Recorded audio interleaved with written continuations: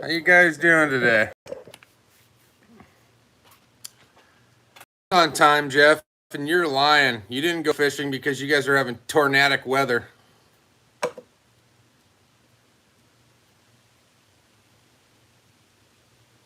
How's everybody doing today?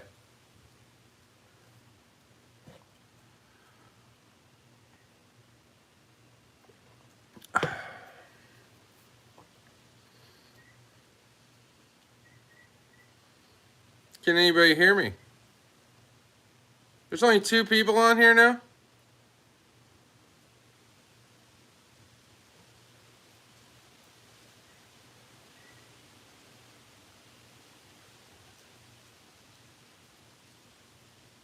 Now there's 4.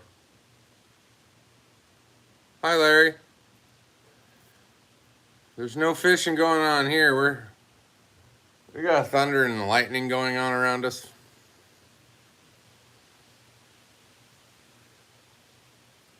Is the feed crappy, you guys?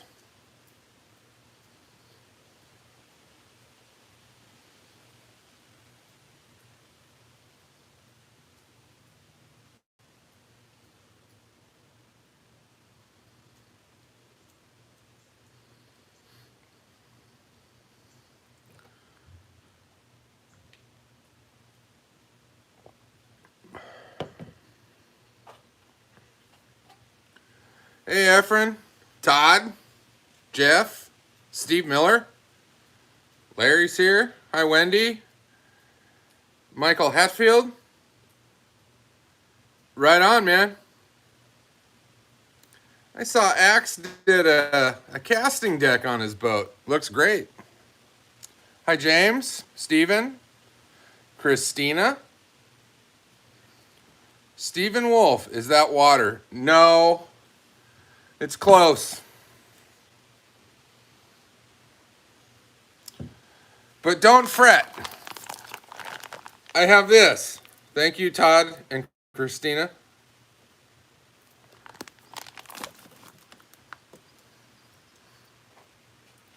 Hi, Ben.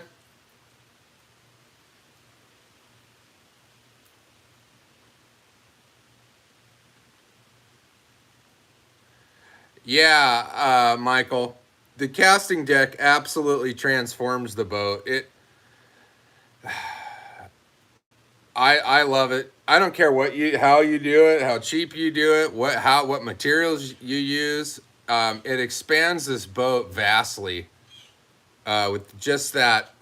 I forget what it was, 24 by 40 inches of goodness. Hi, James. We got a bunch of people in Memphis tonight. Hi, Larry. Yeah, it cooled off a lot here. It's raining right now. That kind of hampers the plan tonight. We're going to have fireworks. Maybe we'll do fireworks at a different time. What's up, 58? Big kid.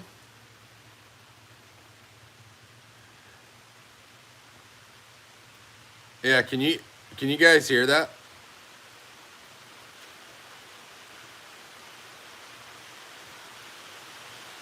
It's raining for real.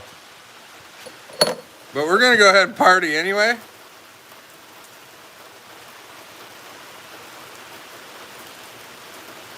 Hi, Joe. Hi, Misty. Glenn. Here, hold on, you guys. I'm pouring a shot. This little spout on this pouch of Fireball is genius. I just hang it on the edge of the boat and pour. Hi, Carol. If it gets too loud out there, let me know and I'll just close the garage.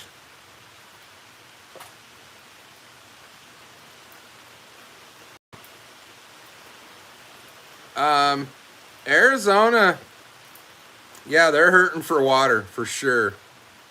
And the whole state's on fire, so that doesn't help anybody.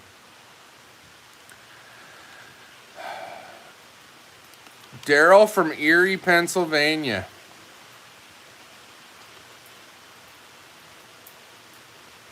Yeah, Glenn, you're telling me. There were 2 of these in one box. This is 1.75 liters of Fireball in a bag. You know, if you had 2 of them, you could place them appropriately and sneak into just about any concert.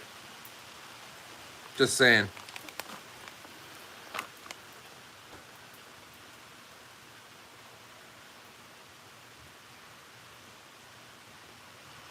Hi, Mom. All right. So, kind of an impromptu live thing. I think I told some people I was going to go live and talk about something. I got to eat a touch of crow. We're canceling the Beaver Lake fishing tournament idea for now. Yingling has notified Misty, and it's going to be a few weeks, if not more, before they notify us of sponsorship. So, I learned a lesson there. I'm not going to talk about any of that stuff until I have it in my hand. It's not a big deal. It's going to happen. It's just not going to happen as fast as we had intended. So that's where we're at. And Misty and I had a long chat last night. And a lot of sponsorship that Misty's reaching out to really wants to see groups that have 503Bs, which is a nonprofit organization status. So for those of you that are in the Wreckreational Fishing Club of America, I'd like to see you guys respond. Do you guys want to be part of that? Do we want to create that 503B status in our group? If we do, it opens up a lot more opportunities for major sponsorship. I know right now Misty works with Anheuser-Busch, Carl's Bait and Tackle. There's one more. Misty can let me know. So I forgot who it was. But there's 3 big ones right now that we're talking to. And those kind of companies want to do that. So that brings us back into doing charity events, major charity events. Our next event is going to be most likely for the Wounded Warriors. I don't have a date on it, but when we secure big sponsorship, we're going to do a Wounded Warriors event. And then after that, we have a bunch.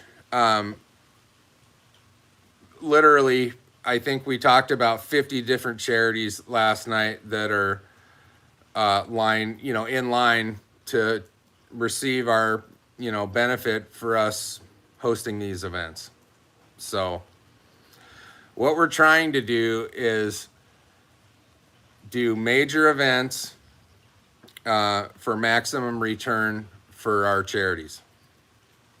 Now, in between those, we're going to do little events, and they're going to be around. They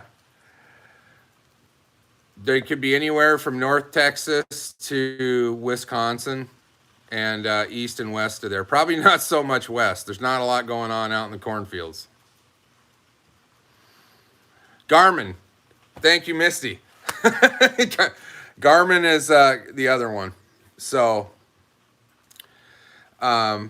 we got that. Now, I do have Misty received in the mail a gift package from Fireball with some items for me to give away. However we see fit. We'll probably do it on this channel, talking about the club. There's some shirts, shot glasses, stuff like that, and evidently sponsorship beginning of next year. So look forward to that.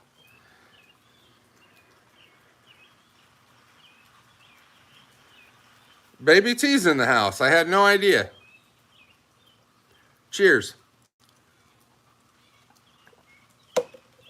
Um, I know we're looking to do an event at Grand Lake.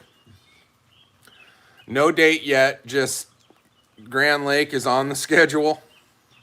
Probably July, August, and Lake of the Ozarks probably after Labor Day. Probably later in September for Lake of the Ozarks. It will be it'll be held after the gong show that happens there. Our boats will get swamped, and that's no joke for anybody that's ever been there. It's a zoo.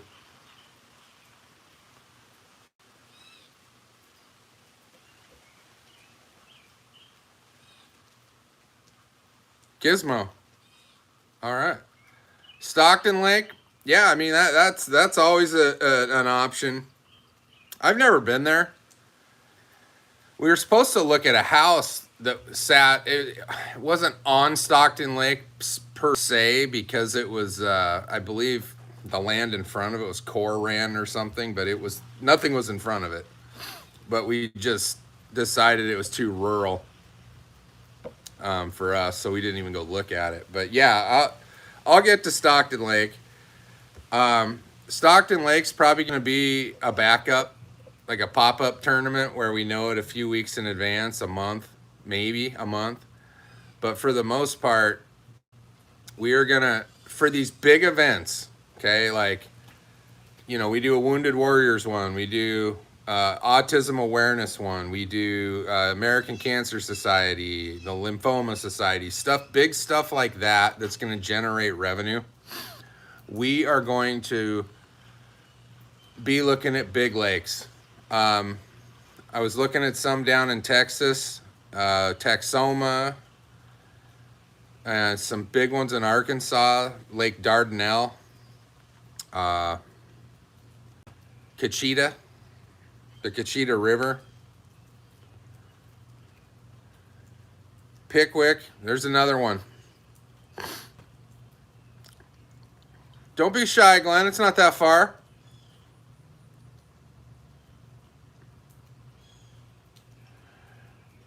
Breast cancer only using pink. Are you going to provide all those lures, Steve, to make sure nobody's cheating?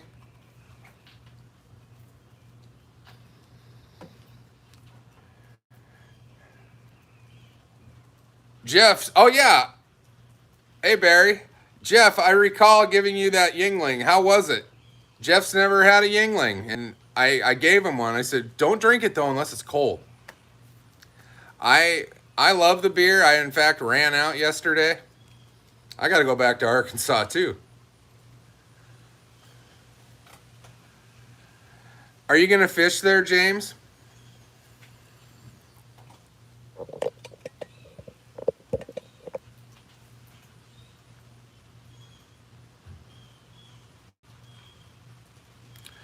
Real estate was cheap here, Glenn. And then there's a shortage here now of house values have probably gone up 25% in about 10 months. And that's indicative of anywhere in the country. There's a shortage of, you can buy fixer-uppers all day long. You can buy land all day long, but to buy a house that's ready to go, those are few and far between down here right now. Yeah, right on. Well, let me know what you think of Lake Pickwick. I've never been there. I know Todd's a big fan. I'm trying to get over to see Todd here soon.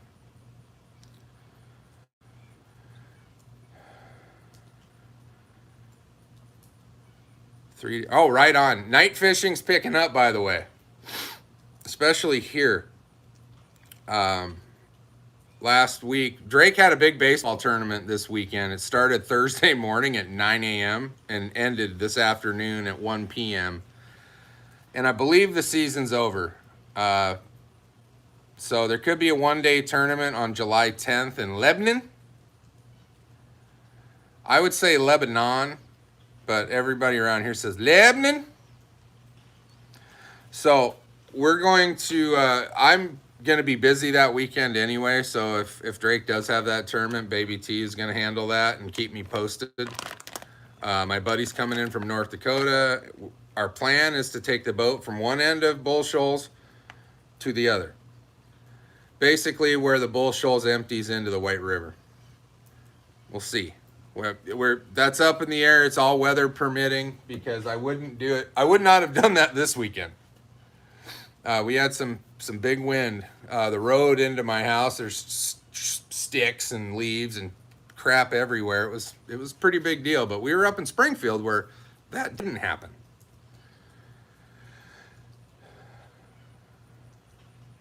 Hi, Allison.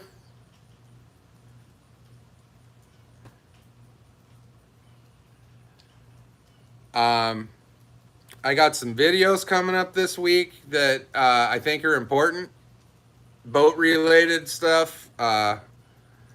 We'll may be out by the weekend, and I'm also doing a bimini top. I know a lot of you already have them. I don't know how in depth of a video I'll make with that. It depends. I feel after, going over Jeff's boat, it's a pretty simple install, but I'll probably go through it as I put it up. It looks like something that should take about a half hour. You have all the parts in front of you, everything's good to go. Drill a few holes and snap it together. Yeah, bimini top is, what's weird is I lived in Arizona for better part of 2.5 to 3 years with this boat, and I never thought to get a bimini top, but I did a lot of fishing at night when it was hot out. So you don't really need a bimini top in the darkness. But I tell you, I've been out here a few days where it was hot, where I was like, God damn, bimini top is a must. So in light of that, I'm gonna have some hot Fireball. So I don't know, you guys, the shot glass is from Breckenridge, Colorado. These circles on ski hill indicate an easier run. The squares are more difficult. And then you got the black diamond, which is most difficult. There should be a double black diamond. Should be about yay tall. But we're going to keep it light. Well, we'll see what happens, but we're going right in the middle today. Yeah, Efren, you know what I'm talking about. If you don't, you're going to boil in the sun. And I'm starting to understand that more. It's a need.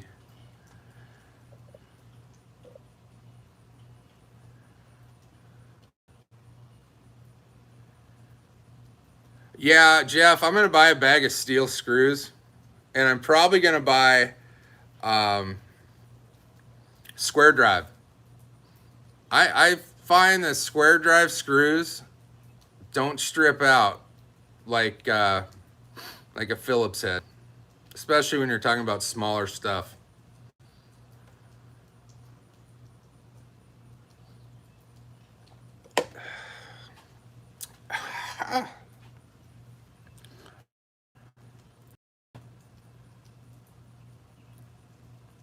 Yeah. Oh.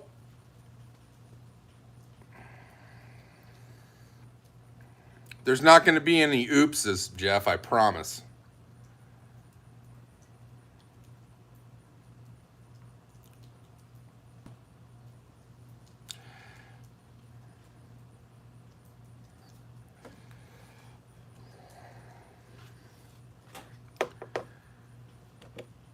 I'm almost thinking the majority of this trip's going to happen in the darkness.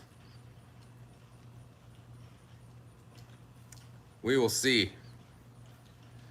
But part of the reason I want to go to that end of the lake is it's big. I mean, it's roughly 80 miles, and I am this close to throwing my hat in the ring for the U.S. Open that'll be at Bull Shoals in October. But I haven't seen the that tournament's going to launch somewhere down there, and I've never seen the lake. So that give me a few days to look around, try and find fish, and decide if it's worth the investment to go do that.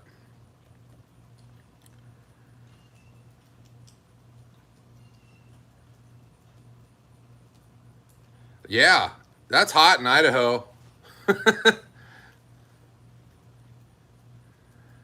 What is Fireball? It's cinnamon whiskey. And they are going to be a flagship sponsor of our group next year. One of many, we hope.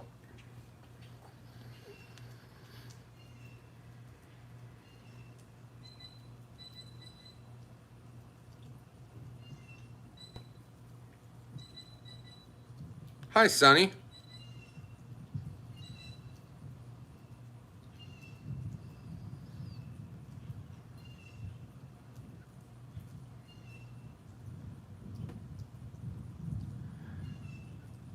Yeah. I The only thing about the Bimini top that kind of has kept me away from doing it is its ability to be in the way. Um, so I think that's just a necessary evil though at this time. And you can take it on and off. It's not that big of a deal. It's got pretty much some connect type style fittings and you pull the whole thing off. So it won't be away in the wintertime. Um, as we do fish year round here in southern Missouri, it's hard to believe, but I mean, I was wearing shorts here in parts of December last year. I expected it to be a lot colder here, and it wasn't.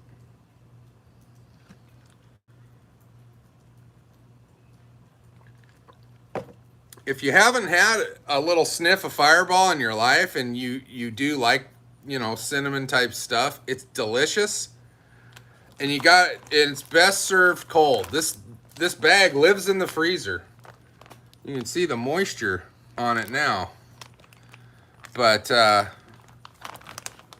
served chilled, this stuff is delicious.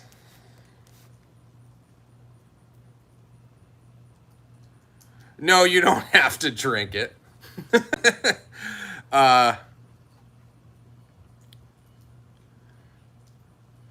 Yeah, the Anheuser-Busch has also indicated that when they sponsor stuff, they tend to donate spirits in quotations. Oh shit. Sorry. Look what happened. That might be two. You say trout tournaments in January. Definitely no shorts in January. It gets cold here, but I mean I thought we'd be in the teens throughout the winter. And that only happened for about 5 days. What's up, Christopher? Are you in Kentucky yet?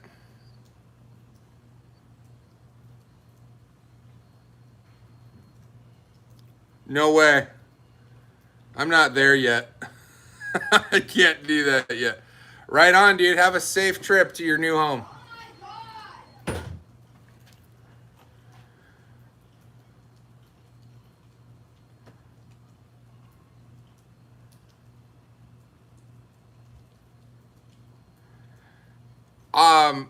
Yeah. I know it's not far for some of us, but I definitely think we're gonna do a trout tournament at Lake Taneycomo this year. I did one last year with Jeff, and we did shitty. But there's potential in there. You can catch 1 pound trout all day long, and you could catch a world record trout at the same time. The second biggest brown trout in the world came out of Taneycomo at roughly 42 pounds. And I saw a rainbow when I was fishing with the best named fisherman in the business, Steve Wunderlich. He owns a Skeeter, but I was getting in my car, putting my stuff away, and Steve had left. And this lady's like, "Do you want to see my fish?" I said, "Sure."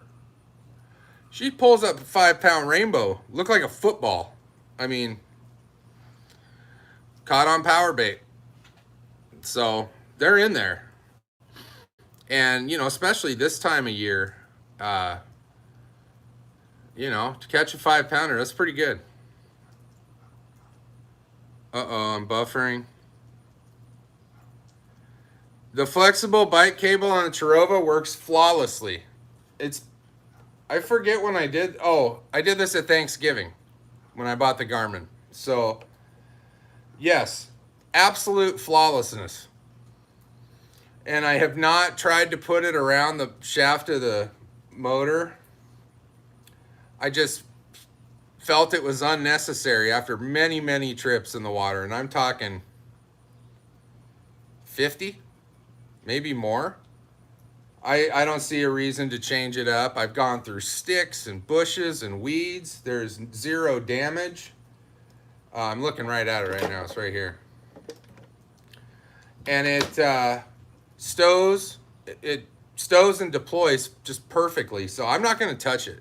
For now, until I see an issue, that's the final product. Yes, I saw that paddlefish. There's 3 people holding it. That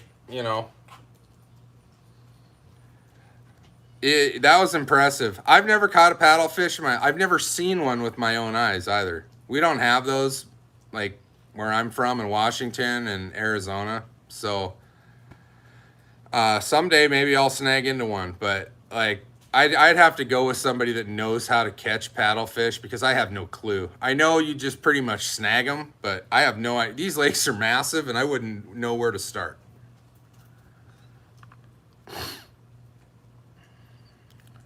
It was like 160 pounds, wasn't it? Okay, Christopher, quick summary. The Beaver Lake event is canceled till further notice. Yingling is, it's going to take them a few weeks or more to figure out what they're going to do for us, is what I'm being told. So I don't want to put anything on a schedule and a time and date without having solidified information from them. So that's number 1. Number 2, we are working, Misty is working hard at finding us major sponsorship, and we're going to host major events with said sponsors. Right now, she's talking to Anheuser-Busch, Garmin, and Carl's Bait and Tackle. If any one of those 3 step up, we are going to host a major event within a couple months of their approval. And the first one's probably going to be a Wounded Warriors event. It's going to be an open, meaning anybody can fish in it. I don't care what kind of boat you have. So that's that. Now, our smaller events, in between big events, we may limit it. It just depends on how many people are coming. But open events, up to 150 boats. At the end of the day, those big events, when we're getting major sponsorship money, that sponsorship money has to go to the charity. So if they give us $5,000 to $10,000, that all of that money it doesn't get paid out to winners and etc. That money goes to the charity. But major sponsorship draws a lot of people in, and ultimately more money for charity. They're going to sell Yingling in Kansas soon. So Yingling made a deal last year with Coors and Molson breweries to distribute west of the Mississippi. Now, currently, Arkansas is the only state west of the Mississippi that sells Yingling, period. And I think Texas right now is the beta test for them.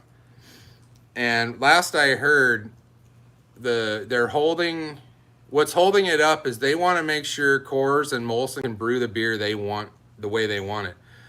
And they can kind of do that.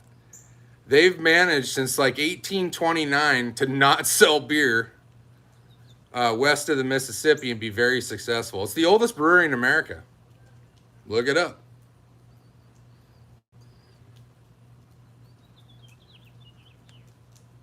I've never had the light. I've only had the Pilsner and the lager, and I'm a fan. I don't care which one. If somebody hands me one, I'm going to give them a hug. It takes me about 37 minutes to pick up a box of Yingling from right here at my house. I got to go to Harrison, Arkansas, the Walmart.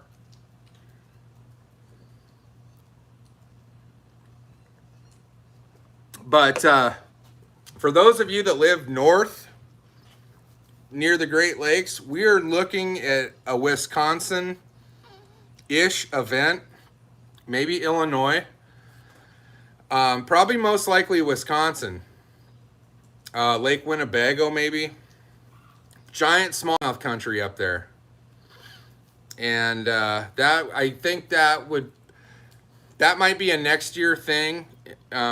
Most likely it'll be a next year thing, but that will probably be out of Fond du Lac, Wisconsin.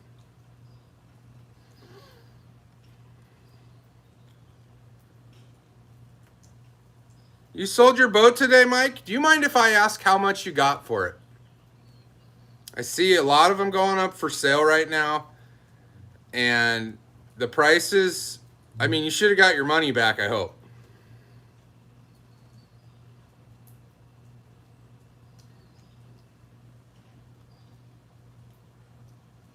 Well, I mean, did you use it a lot, Mike? If you used it a lot and you got 8,800, original cost was 10 grand, I think you did good.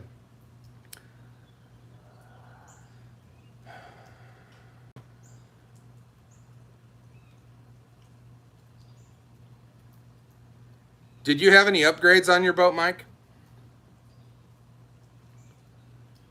And Jeff, I'm going to get back to your 2-day event thing. I like that idea.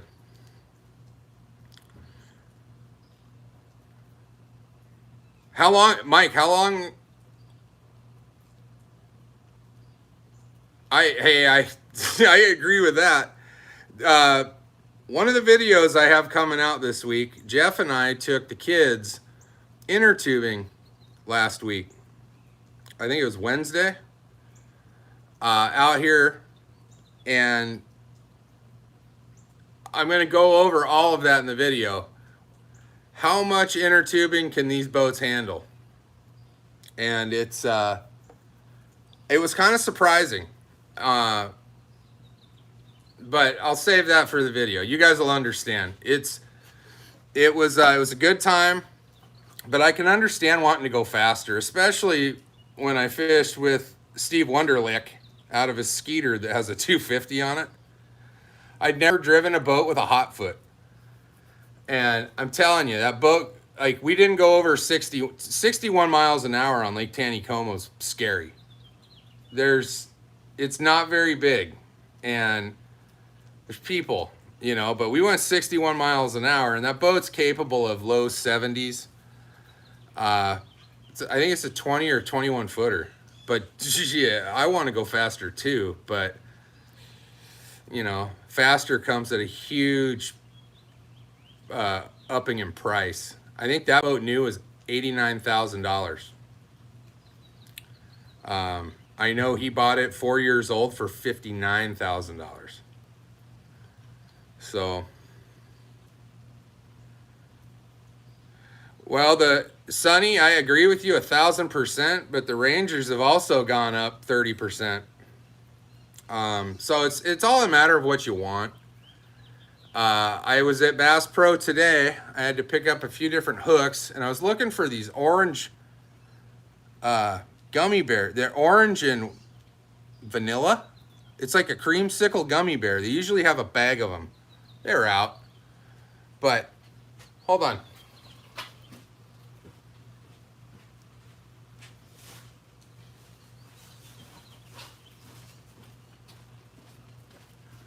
The hook section at the Branson one is kind of getting beat up, and I think it's just the time of year. There's a lot of tourists in town, and they come in and buy stuff. But whenever I go into the store now, I always buy a pair of these Pee Wee football jewel jigs in that color. They got a chartreuse orange and like a green pumpkin. This is how you win money in tournaments, guys, I promise. Here, anyway. And I got, I'm a big fan of these screw lock design gap, wide gap hooks. And they got the flat bottom there. Kind of a stand-up for a... I've been throwing a lot of crawdad action and doing very well with it. And this was the only shaky head lures they had in the store. They're the Jean LaRue, which there's nothing wrong with them. But that's the only shaky heads in the whole Bass Pro Shops of Branson. They had one package. I'm glad they had 3/8. That's all I'm saying. But anyway, I looked at some boats on my way out. They had them lined up outside. The crappiest boat you can buy at the Branson store right now is a, I forget what they call it, the Grizzly, okay? A Grizzly, basically the size of a Pro 160, which is shorter and narrower than these boats, with a 40 horse with 16.5. And that is the most basic boat you're going to find without having a stern drive or a stick steer, with a steering wheel. But I'm telling you, you're sitting on a metal bench. It's all, I mean, if you duck hunt, it's perfect. You can hose it out and you can get stuff all over it and it won't hurt it. But they had a Pro 16 V model with a 60 on it. That was $19,000 for a 16-foot boat.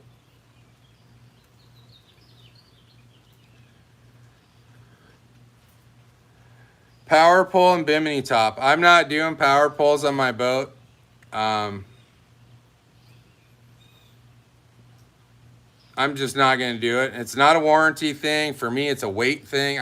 I know you can buy them light, but anything else you add to the Heritage, specifically with the 40 horse, you are going to lose speed. And I mean, I'm barely getting 31 to 32 miles an hour out of it. What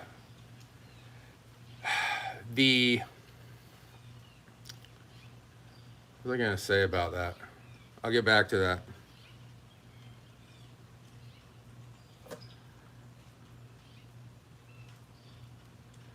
Yeah, okay, so yeah, to get 4 people in your boat, these will handle it, but 4 adults in this boat, you're not going to get on plane. No way. You get 800 pounds, say, in here, on top of whatever else you put in it. You're going for a leisurely stroll. You're not going to hit anywhere near 20s mile an hour. So, something that I noticed, though, being on all the other tracker platforms, is the people that have the Pro 170s, the Pro 175s, with a 75 horse motor even, cannot in a race beat a Classic XL or a Classic with a 50 horse. They're averaging 34, 35 miles an hour, and it's just due to weight. They got a lot more wood in there. The motors get heavier. A 60 is heavier than a 50. A 75 is much heavier than a 50. So it becomes kind of this game, and it's not that much bigger. If you build a casting deck on one of these boats, you are not that far away from having the same movable space on your boat as a 175.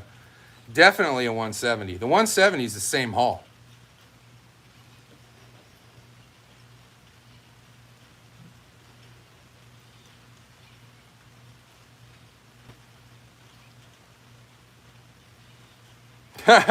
Larry, there's a bunch of people, now that the weather's better up here, I see pontoons around.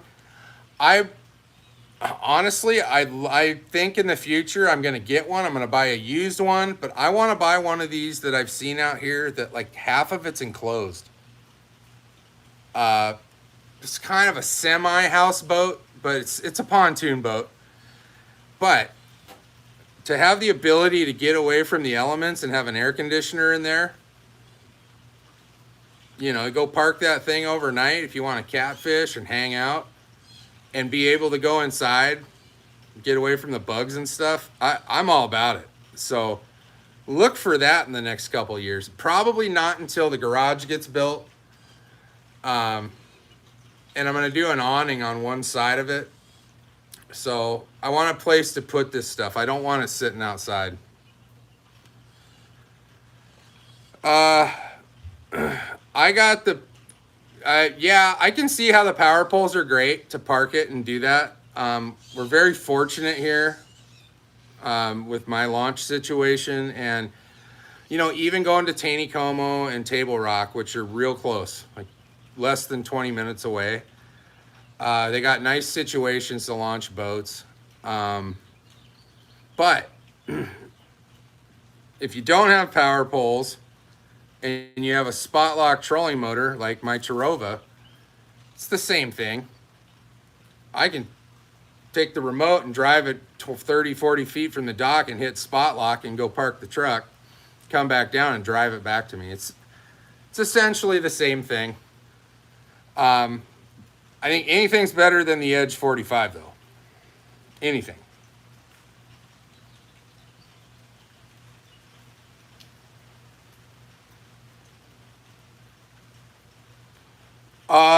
That was a year and a half ago, Jeff, and they botched that all to hell. So it didn't say it initially when they put out the ad, but that boat did not come with a trailer. You had to buy that separately. I don't know if anybody bought them. I can tell you they're not that busy. I drove by Tracker 3 days in a row after about 7 o'clock at night. Last night was 9 o'clock. They're not working after hours to try to pump boats out. So, and I know they were before. A year, when I moved here, that place was going 24 hours a day and the lights have been off. So I don't know. I think they build pontoons at the one in Ozark, or Nixa, I believe is the location. It's on the other side of the freeway. But there was nothing doing there last few nights, like what would be swing shift or mid shift.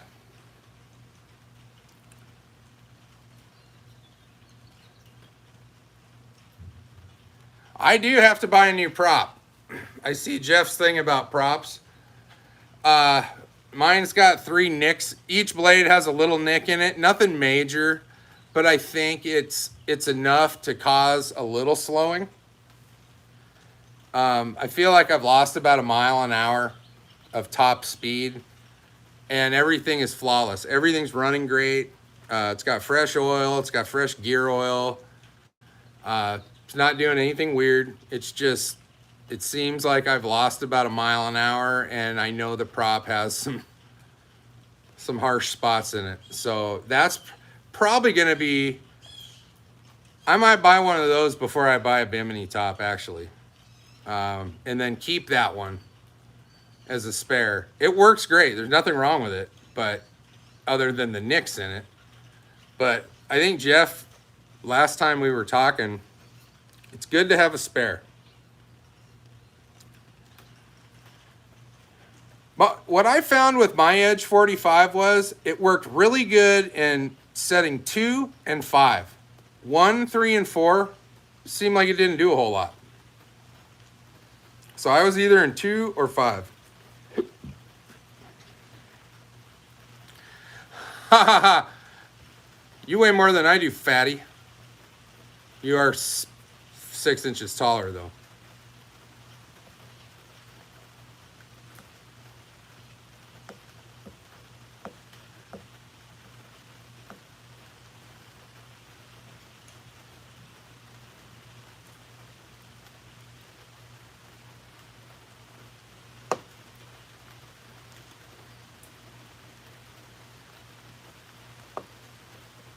Yeah, yeah, I found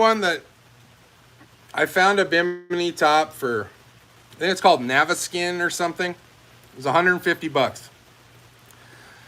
something that Jeff alluded to was when you're looking for these bimini tops, they have them that the rear support that goes, towards your motor. They make a strap model and they make a pole model. And after being on Jeff's boat a couple times with his bimini top on, you want the pole version, especially when you're going in excess of 30 miles an hour. It's pretty rigid, even in the 30-mile-an-hour range. That thing ain't going anywhere. Now, if you have the strap version, you're going to get a little more play. But I'm going to buy one that has the poles.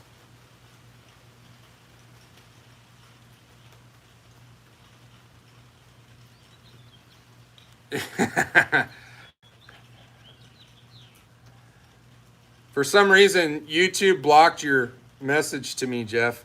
So I had to say show it. Ronald Roquemore. Hold on. Thank you, Wendy. Good evening, Mark. Hey, that stuff's going out tomorrow, Ronald. I had a hard time finding the other shirt. They're all made right now. If you guys want to see them, I can go grab them. All the stuff that you guys won last giveaway is going in the mail tomorrow. I've been incredibly busy. The only day that I did screw around was on Wednesday with Jeff and the kids. And so that all the stuff that you guys won will be in the mail tomorrow. Look for that stuff by the weekend. The 2 fishing reels I know were delivered to Ralph Slayton and Efren Marquez. And yeah, I was going to get to that, Ronald. Honestly, I was. Just got carried away talking about boating stuff. Efren, how do you like your new reel?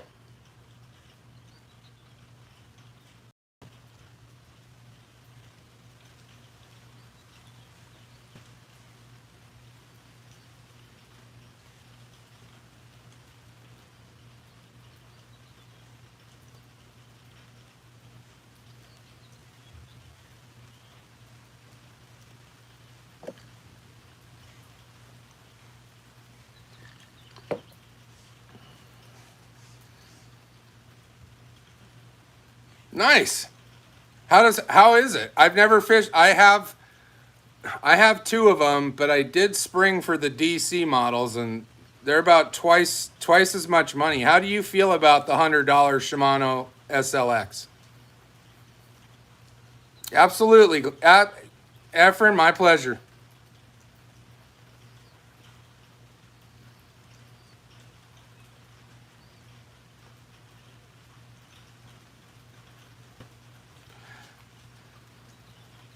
That's the other thing. Now, when I was buying these reels, it became a real pain. And I know I've talked about it. I talked about it on the water. But I can't say enough good things about the Carl's bait and tackle experience. I have been a member of the Mystery Tackle Box. I did 6 months of that. It was a great thing. The only thing I got that I questioned was the high ticket item in one of the boxes was a 100-yard spool of braid. When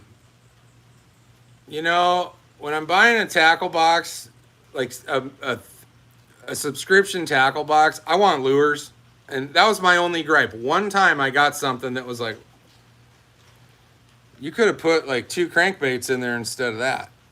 But, I think they spread it around. Anyway, when you go buy some high ticket items in there, like rods and reels, that you get store credit. So for each one of I bought 2 Shimanos last week.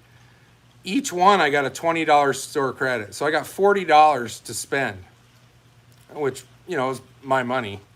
But I got a bunch of stuff. I'm really happy with it. I bought some stuff I probably wouldn't normally buy.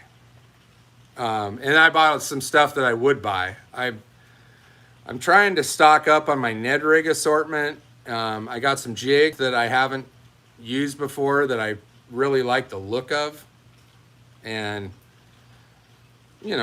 $20 is $20. So if you go buy, if you're in the market to buy a $100 reel or even more, I think they have a couple reels for $189. If you buy them, you get $40 to $45 worth of store credit. So that's pretty good. You can buy a lot of stuff for $40, $45, especially if you're looking at terminal tackle, hooks, and stuff like that.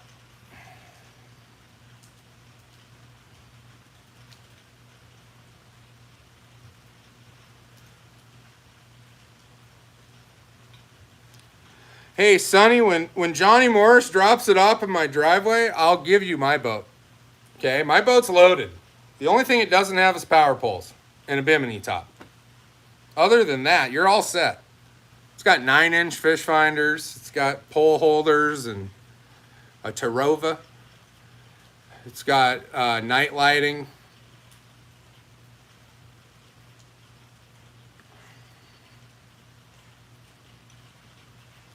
Yeah, Efren, if you could just rip off 5 numbers that you'd see on a lottery ticket, I'm sure that the audience would really like to see that.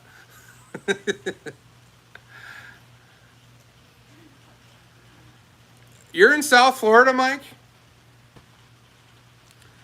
I've never fished in Florida, and I really want to. You know, when I was a kid growing up, I watched Roland Martin, Bill Dance, Jimmy Houston. I didn't watch a lot of Hank Parker. For whatever reason in the Pacific Northwest, Hank Parker wasn't on a lot. But Roland Martin, Lake Okeechobee, that was like the dream when I was a kid. I was like, that's where I want to be.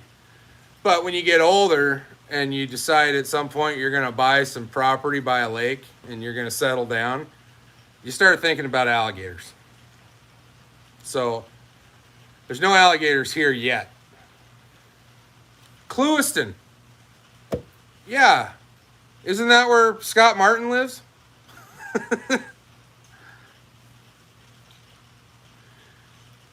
You know what, guys?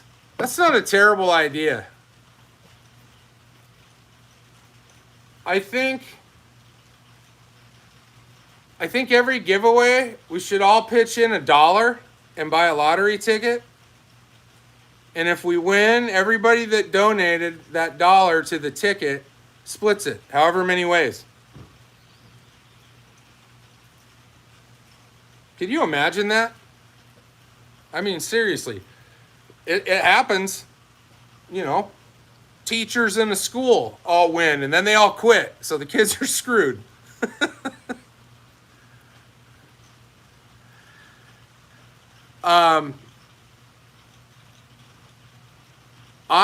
You know, it's funny. It's Jeff, it's funny. Misty and I talked about Jimmy Houston last night for about a half hour.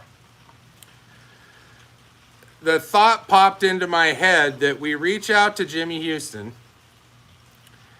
and we ask him if we can hold a fundraising event at his lake. And this was my thought. 10 boats maximum. I know he's very fickle about what happens at his lake. Like, you have to really respect the fish. There's no keeping them. But you could weigh them as you catch them. And then raffle off those 10 spots. Basically an auction. To fish at Jimmy Houston's lake. That's something that I think Misty is going to reach out and see if that's something that we could do. But that would be a major thing if we could pull that off and generate a lot of money for a charity in need. You know, for a lot of us, we might not be able to afford that auction game. But at the end of the day, I think, you know, you can't lose sight. The big picture is raising money for charity. You know, but it's a thought. Just a thought.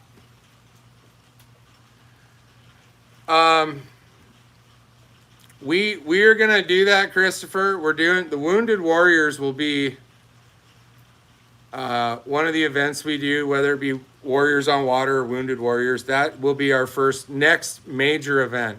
As soon as we can secure major sponsorship for that, it's on. I'm going to say, if we can get sponsorship this summer, like in the next month, it's going to happen before winter. It'll happen before October, the tournament. But as soon as we know, you'll know. And I am not, like I said, I'm not going to jump the gun. So if we get something in our hand that they're going to do something, it's going to happen. Here's the deal. For us to become a 503B, it's going to cost about $150. So, and that's the Recreational Fishing Club of America. I think what's going to happen is we're probably going to ask the membership to help out with that. Misty will do it, and she'll do all the filing and all the paperwork, but we're asking that for the paperwork, this is how much it costs. It's not, nobody's making money off of it, but we're going to probably ask the membership to pitch in, you know. And my thought was, we have about 100 members, and that's probably going to grow next week because, in case you don't know, I'm shutting down the Bass Tracker tournament page this week. I'm going to let them know, the people that are on there that are not on here. I'm going to basically give them the forwarding Facebook group to our new group, and I'm going to shut that page down. So our membership could grow vastly in the next week or so. We'll see. But I'm thinking like $5 a person. But for that $5 a person, if we get enough interest, we'll have enough money to pay for that. And my thought was, we make either hats or shirts for the group with the remaining money. And everybody will get a shirt or a hat for our new group. So if you guys are interested in that, you got to let me know. If you're not, we can stay status quo and just do what we're doing.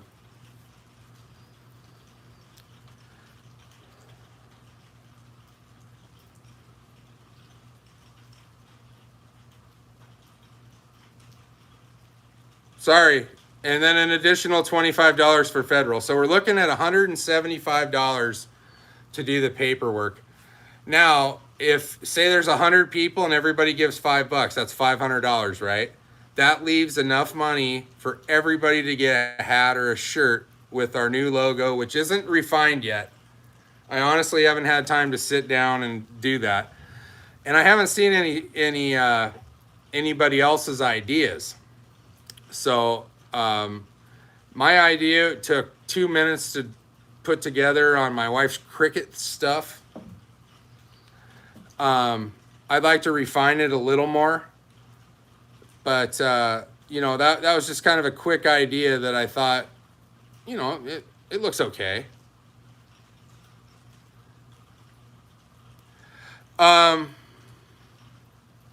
Okay, Christopher.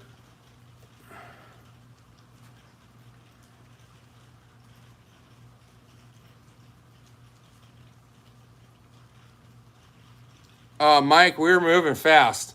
Trust me. Thank you, James. Okay, so James is given $5. Thank you. Here's my thing, Christopher, and we talked about this for an hour last night.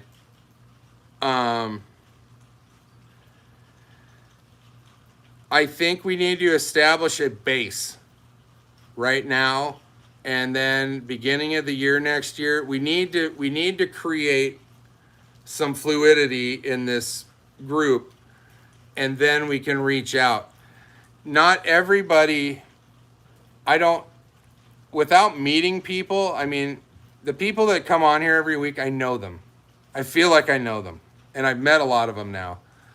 But I don't know that everybody's willing to put in the work it's going to take.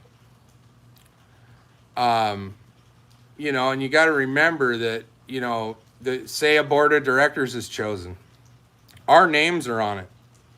So, you know, this is hypothetical, but say the Northeast region president runs an event and you know, nobody, he hoards the money. He does something wrong. That's going to fall back on us, and we're going to get in trouble. And I don't know. Legally, he's probably the one that's going to bear the brunt of that. But you know, in the eyes of people that do this, thank you very much, Glenn. You see, guys, we're about 1/6 of the way there.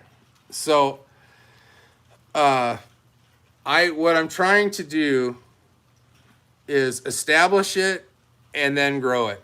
Like right now, we're in the infancy of this. Like really, truly the infancy. And it sounds easy on paper, but you know, when people's names are attached to it and their reputations are on the line, like it's got to be right. And that's where I'm at. I mean, I hope you guys understand that from my point of view. Right. You know, and like I said before, I wish I had it like that where I could fly around and do these things all over the place. I'd do it in a heartbeat.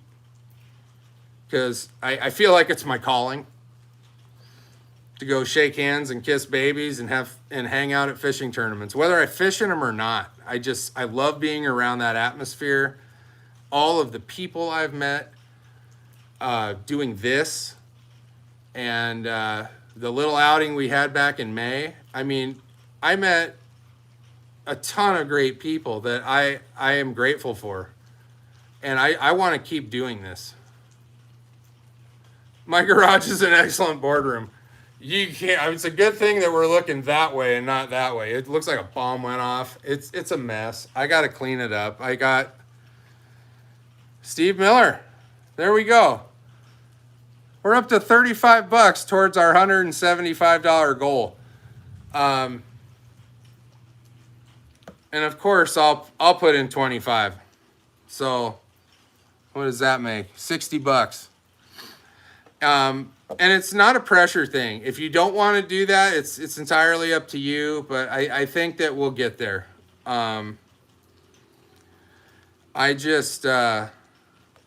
I feel like right now we got to start a home base. I do like the idea of a board. I really do. If you're interested in being part of that, you can email any one of our instant message or whatever through the Wreckreational Fishing Club. There's 3 admins right now, myself, Misty Miller, and Todd Connolly.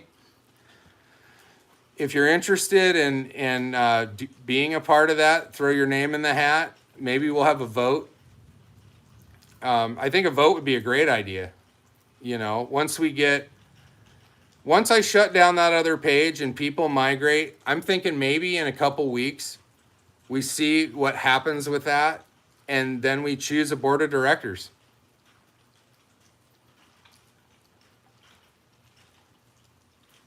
You know, I think it's a great idea. My garage is too hot to have a board meeting right now. Like you can tell, I'm sweating. 75 degrees. It's about 80%, 90% humidity with 75-degree weather. It's hot.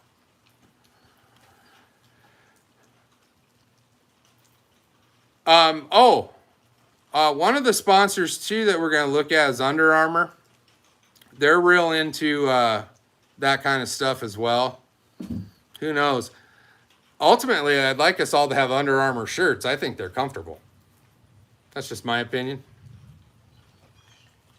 Yeah, regional. So, you know, the big dream, okay? Here's the big dream. We have regional representation. We have regional events that culminate into a national event, like a championship. So each region has its own deal. You know, however many tournaments we decide makes sense throughout the board. You know, it's a board decision at that point. It's not my decision. But, you know, the initial vision is to have regions, they have events, and then it culminates into a major event towards the end of the year. You know, and That is what makes sense. And you know, it might take a couple years to get there, to gain that much, you know, where people kind of put this on a level of importance where they're willing to travel like that, because you know it's a big deal for a lot of people. If you're up in the Northeast and we have a tournament, say it's in wherever, Kentucky, you're asking people to drive a lot of miles and take a lot of time. And I think it's going to take a couple years to generate that kind of excitement where people are willing to do that. But the key is to start, have consistent events, and then from there we can expand. I think people want to see that before they throw their hat in the ring. They want to see like some momentum. And you know, that's my opinion.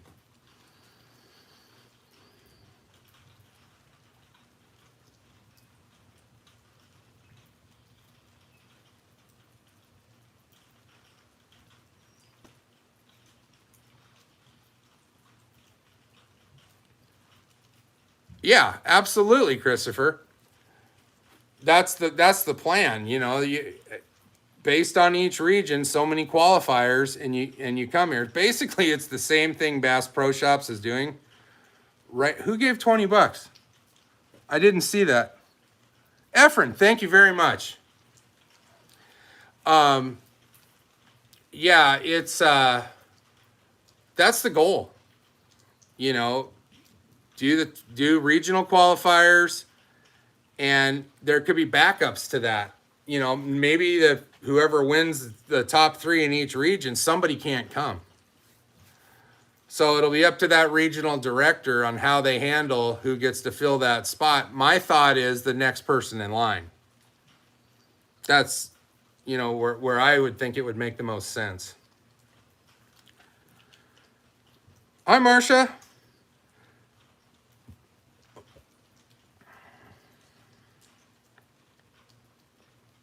Yes. It's not going to be a business. It's going to be a charity, non-for-profit. And Misty's, all this money that people are throwing on here right now are going straight to that. We need $175 to set up the nonprofit. And once that's set up, so Christopher, bring you up to speed. I know you came in late. So companies, big major corporations like Anheuser-Busch, like Garmin, and you know, these Under Armour, they want to see a 503B status. They tend to help those people out more than they would just a guy saying, hey, I'm having a fishing tournament, you want to help me out? So and part of it, I'm going to reiterate to what Misty said about none of it being easy. And companies, they got to trust you. Okay, they can't.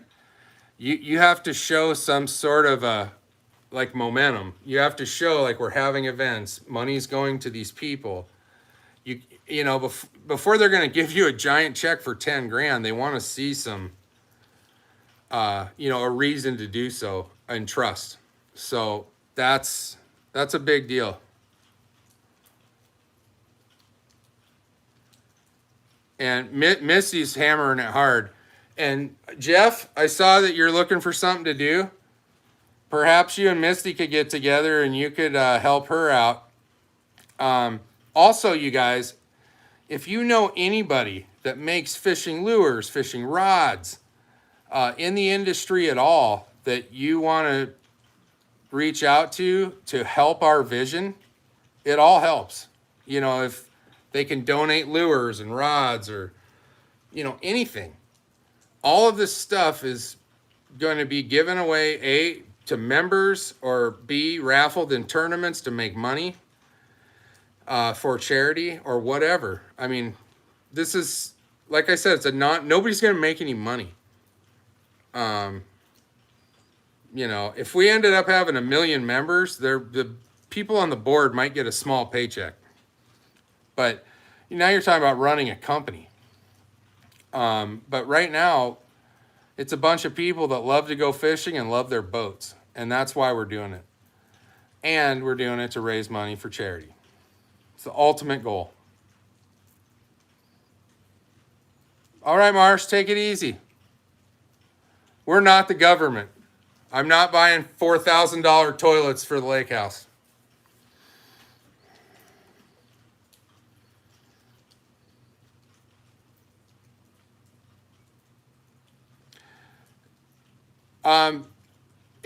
So big nonprofits, they do pay their employees, and it's a percentage of the money. You just have to show where it's going. Period. Like a lot of them get paid through the donation money and all that stuff, and we're not even thinking like that. I mean, that's if we get to a point, and that's why you have a board of directors for checks and balances. So you don't have somebody in control of everything. And that's not, I mean, if this thing grew exponentially like that in 10 years, we can have that discussion. But right now, we're just trying to hold events and raise money.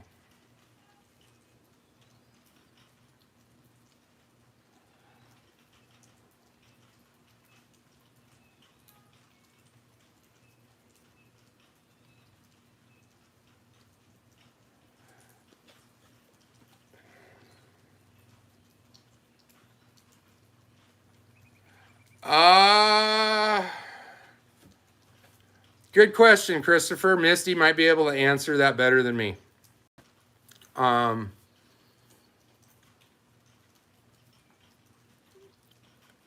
Ultimately, I mean, the way I understand it is, if we're a 503b non-for-profit organization raising money, it's the organization name. It's not any one person. So we have a logo. What are you talking about? It's half-assed, but it's there.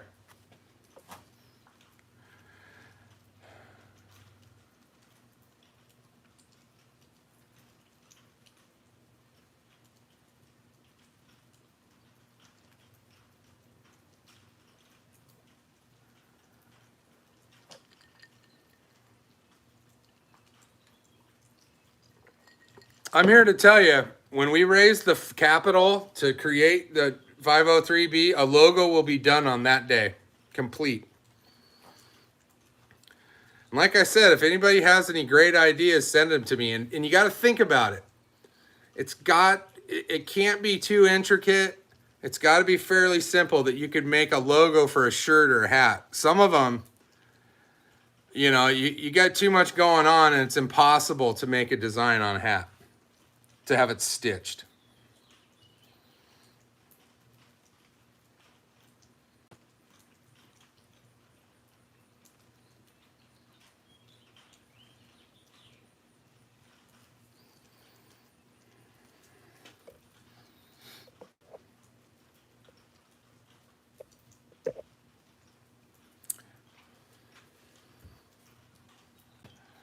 I don't know how, Wendy. But anyway, if you want to be a part of that's what we're gonna do. And we will have a board of directors. That is a fact. Before we schedule an event, before we do anything about that.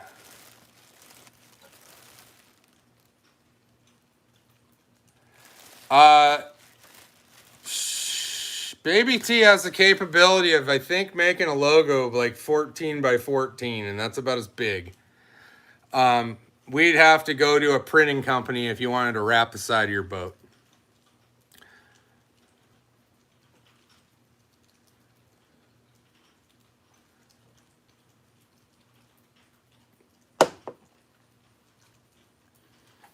Yeah, my stickers still look pretty good.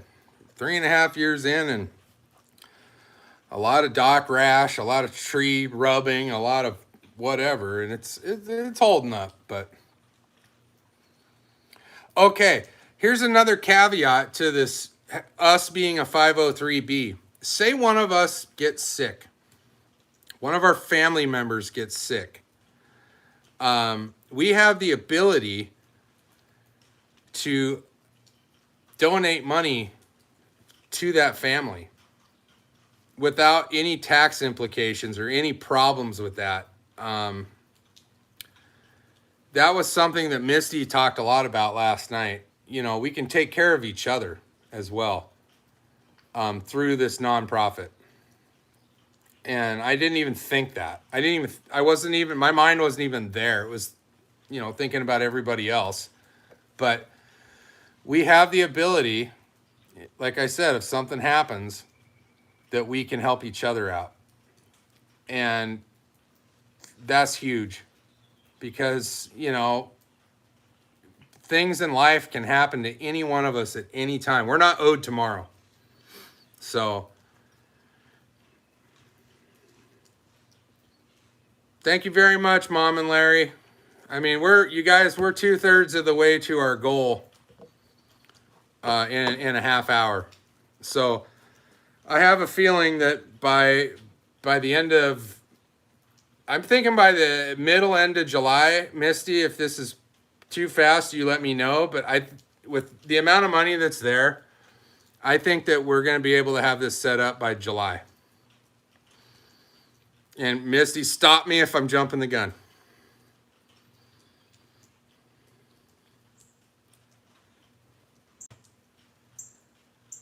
Yeah, and Christopher, yeah, there's a ton of companies out there that are willing to help out organizations that are raising money. I'm totally down. My thing is, in my opinion, we got to be set up and we got to do it right. And I think that's the key to success, and not get too big for our britches too fast. And that's part of like developing this home base, developing a board of directors, getting that moving, and then branching out regionally. Regionally is the goal. Don't get me wrong. That is the goal. The more people, the merrier. But we got to somehow figure out to get that base of trustworthy people that are as interested as we are in growing this and continuing.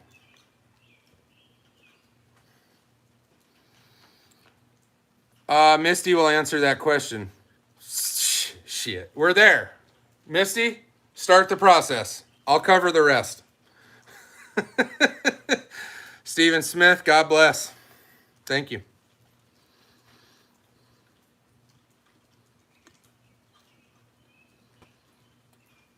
Okay, so from what I understand, Christopher, whatever money, say your company donates money, okay? And Misty can explain this. Somehow I'm going to figure out how to get us both on here at the same time. Maybe we'll be together and do this live and it'll be easier. But yes, there are rules to that. Whatever money is donated, say Anheuser-Busch gives us $5,000. We have to give that to the charity. We have to show a paper trail of that money. If our charity is a member because of, you know, he's got cancer, he's got lymphoma, whatever. As long as we show a paper trail of where that money went, it's all good.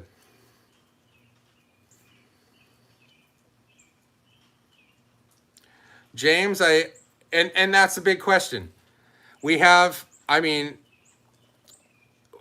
members, or, you know, people in this group that are all around the country. There are people that own these boats all around the country. I mean, we're probably going to be a little short between Montana and the Dakotas in numbers, but pretty much every state's represented except for Hawaii, and I think there's a guy in Alaska. I think there's somebody in Alaska that has one, but I think we have enough to do. I mean, I could feasibly say we could do 4 regions, maybe 5. You got to remember, from the Heritage through the Classic XL, they've probably sold in excess of 15,000 plus of these boats, maybe more. And there's a lot of people not on Facebook. They don't know anything about this. I run into people all the time. I've run into 3 people since I've lived here, 2 on the lake and 1 at the gas station up the road, that have no idea about the Tracker Heritage page, the Tracker XL page, the Classic page, any Facebook page regarding these boats. So my advice is, if you run into people and you chat it up with them because they have one of these boats, and guys, this group isn't just a Tracker Classic page, it's for anybody. But if you run into these Tracker people and you're like, oh, are you on Facebook? Some of them aren't, and for whatever reason, that's the way it is. But if they are, mention one of the whatever boat they have. It doesn't matter. If they got a Heritage, there's a page for everybody. There's pages for all 3. It will, I hate to use this reference from Field of Dreams, but if you build it, they will come.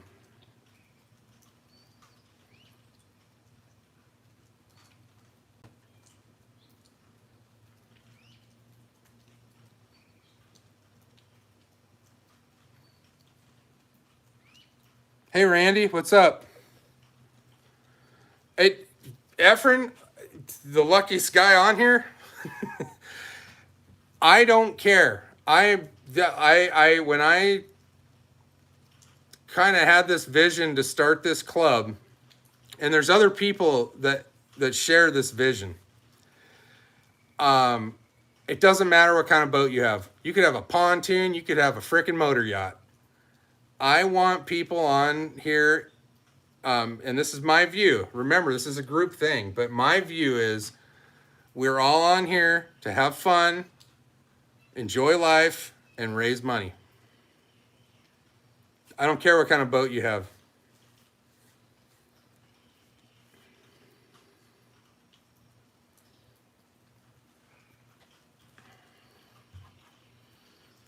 I forgot. Did you buy a 175, Efren?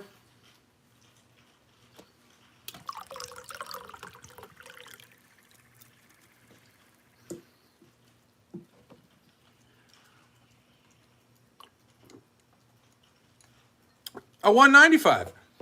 Do you have the 150 on it? No, I'm not limiting any of that. We might have events here and there throughout the group for less horsepower, but any major event is going to be open.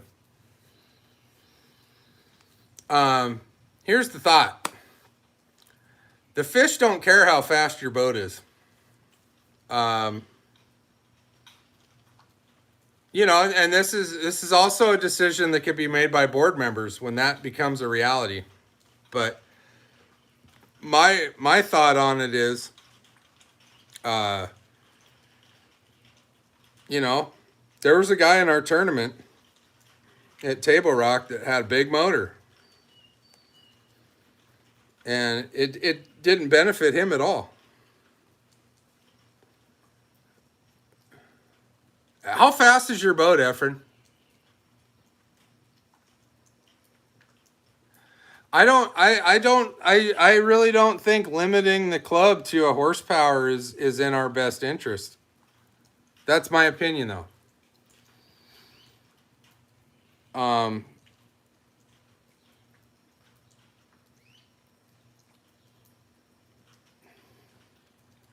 The liability aspect of what?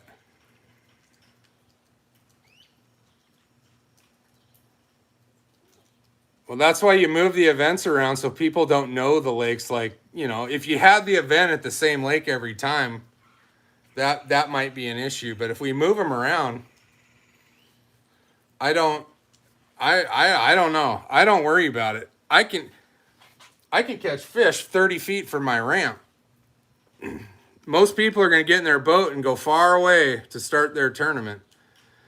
But I'm not, for those major events, I believe that, I don't want to lose sight of the fact that the ultimate goal is to raise money for whatever charity we're supporting.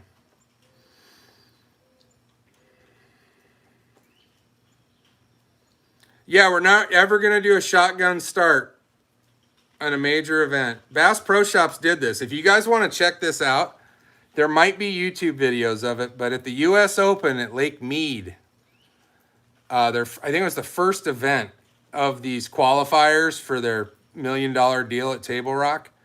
They did a shotgun start, and 4 boats got swamped, like full of water. And some, I mean, we're talking big boat, like 21-foot boats with 250s on them, crippled.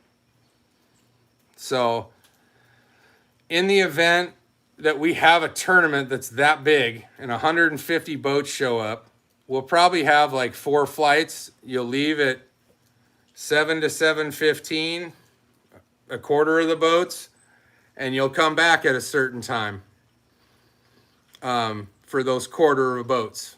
There will never be a blast off of all kinds of different boats. That is a recipe for disaster. I've seen it, and it's not good. Now, if I do this U.S. Open in October and they do that again, I'm going to sit in the harbor till everybody's gone, because our little boats will not stand a chance. And, you know, that's how I see it. Absolutely, Randy. How far down south? Steve Clark.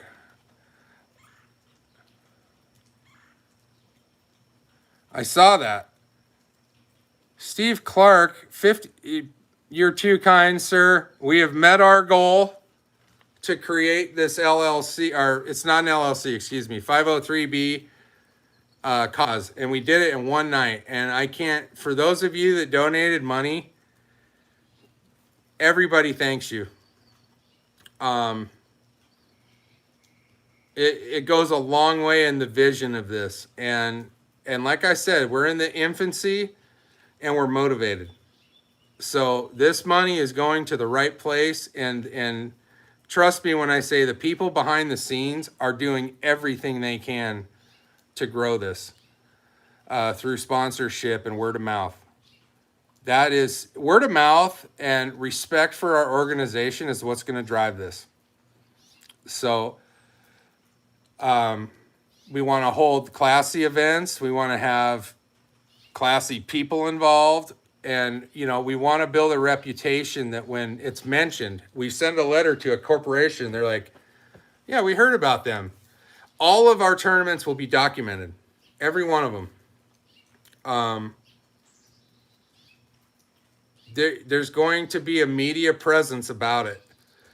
And only because that will solidify what we're doing and people will see it. You know, it's you can, everybody could just put pictures on their Facebook of, we had a tournament and these people won. But if you have a visual connection to it, people see it. They see people from the launch to the weigh-in to the food to the after party, all of that stuff. I want people to see the family that this has become. And I'm speaking for a lot of people right now. I know a lot of people agree with me, and it's not all about the fishing. It's all about the fun that happens before, during, and after, and, you know, the common goal that we all share, hopefully.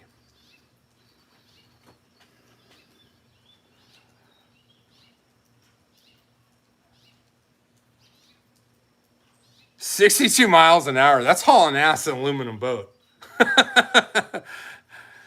Right on, though. That's cool. Mississippi. Well, there's a lot of fishing in Mississippi, Mr. Schaefer.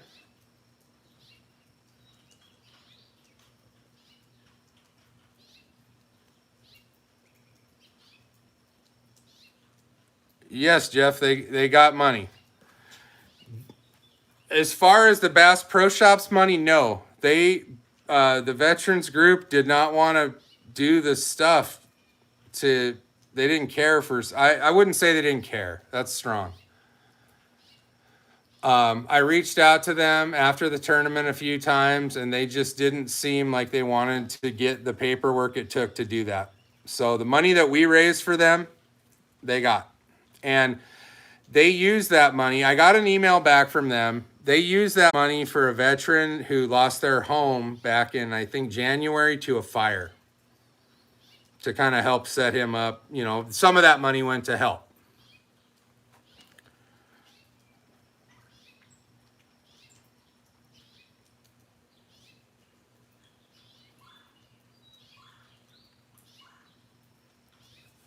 Um,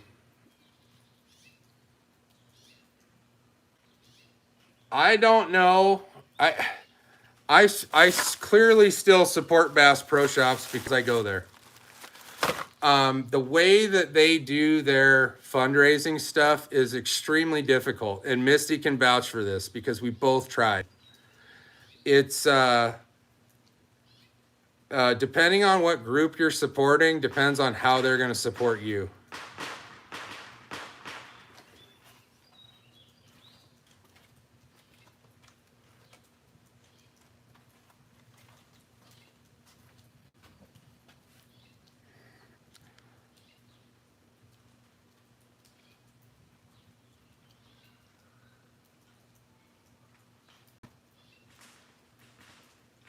I agree, Larry, 100%. The first one I did was a learning experience. I felt like it went great. I learned there. I learned a lot. There's things I'll do different next time.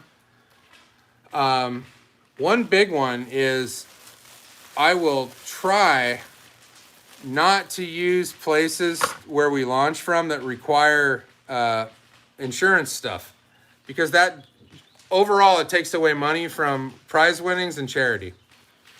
The event that we had at Kimberling, which was a great place. It was a great location. Everything worked out great, but they wanted us to have a $400 insurance policy for one day. Everybody should have insurance on their own boats. You know, to cover themselves, but they required an additional rider for that day. And I would like to avoid that because that's $400 more that could have went into the prize pool or been given to the charity. And ultimately that came out of my pocket. So that didn't come from anybody's entry fees.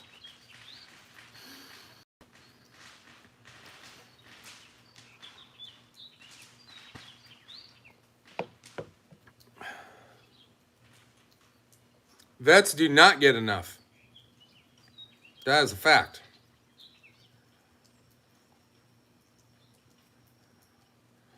Well, I don't I think lakes are all lakes. There's different ways. Like on these core lakes in Missouri, you got to do a regatta permit through the Missouri Highway Patrol, and you got to get a permit from the Corps of Engineers. For example, for Taneycomo, Table Rock, and Bull Shoals. I am not sure about the other lakes, Palm de Terre, Stockton, and Lake of the Ozarks, but I imagine there's something that you have to do.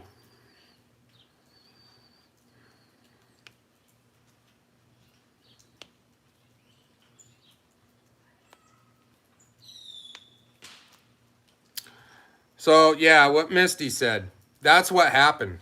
I mean, you know, I wish they would have followed through with the paperwork because they would have probably gotten a sizable check from Bass Pro Shops. But you know, ultimately we can lead them to the trough. But you know, they didn't want to do the legwork to finish up their end of it, and you know that's what happened there. So that's in the past. That was a learning experience. There's fireworks. Jesus.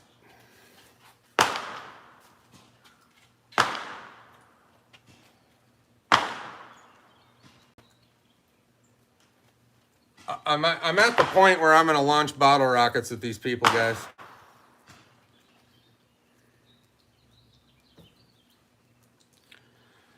And we got a lot bigger stuff than that.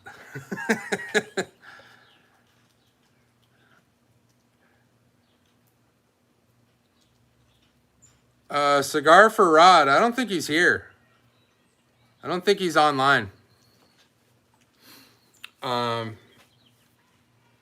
know he works a lot. He is an officer of the law, and you know that's another event that will happen. We'll do a Back the Blue event for sure. We got several law enforcement people that watch this, and I can't thank each and every one of them enough for what they do. We need them.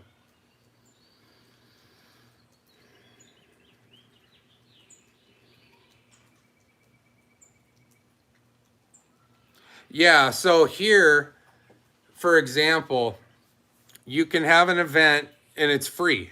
You just have to do the paperwork and send it to the Missouri Highway Patrol. It's up to 75 boats is free. Anything over that is like a $15 charge. So when I set up our event, I did it for 75 boats. Granted, we got 15.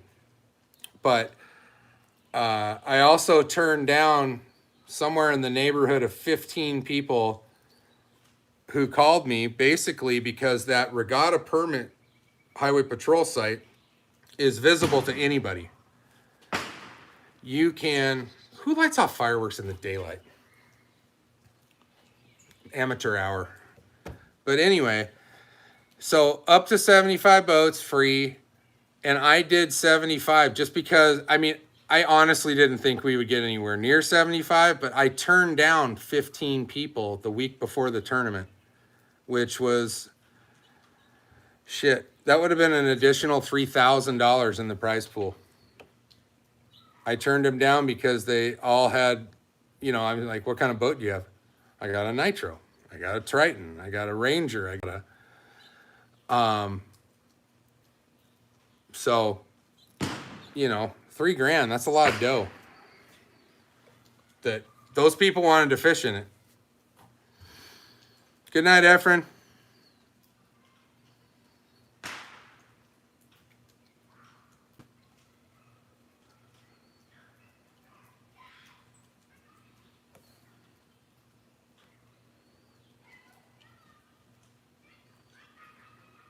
All right, dude. Have a good weekend, Efren.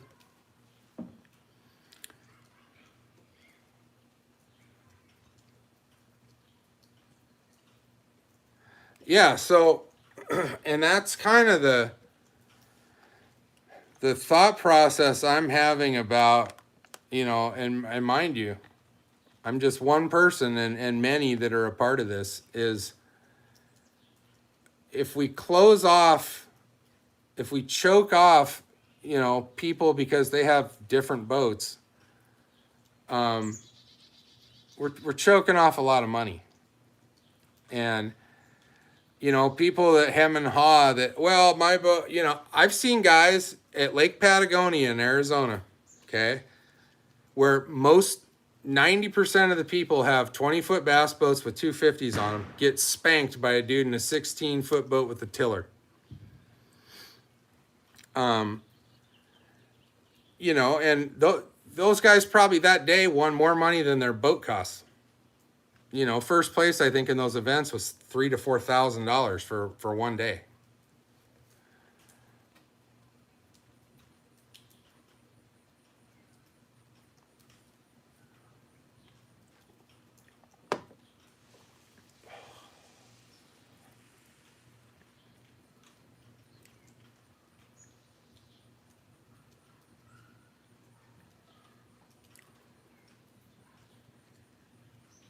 I'm just making sure I didn't miss anything.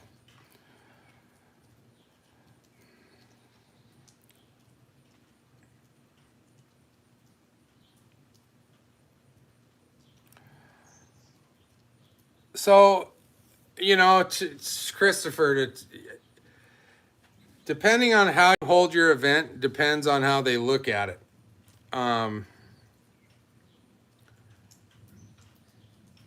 If we have to do insurance, we're going to have to raise that money. So if we need insurance for an event, we have to collect it. Kind of kind of my thought on it is say we have an event, an entry fee probably on average going to be about $100 a boat. So $50 a person. It could be as much as 200, but I'm thinking 100 is right around a good price range. And you know, if we need insurance and stuff like that, a percentage of that, say $20 a boat, and we for the policy we need that day, that'll go to that. So it'll be 80% payback, they call that, and 20% goes for incidentals. And that's how most tournaments are run.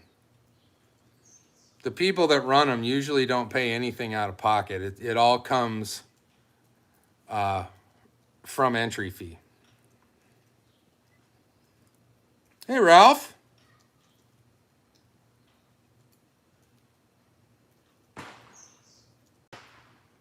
I'm not afraid of big boats. Doesn't bother me a bit, James. You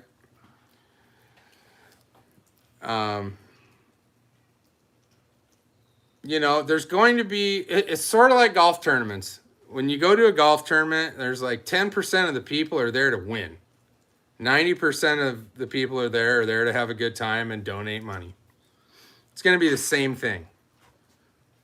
No matter, you know, where we hold an event, people want to win. There's competitive people, and then there's altruistic people. And there's some of both. I feel like I'm some of both. Oklahoma casinos. It's a great idea.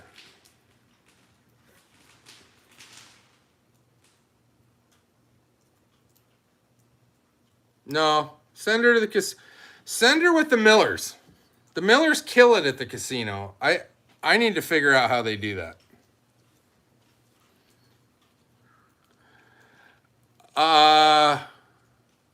I'll show you. 1 second, Larry.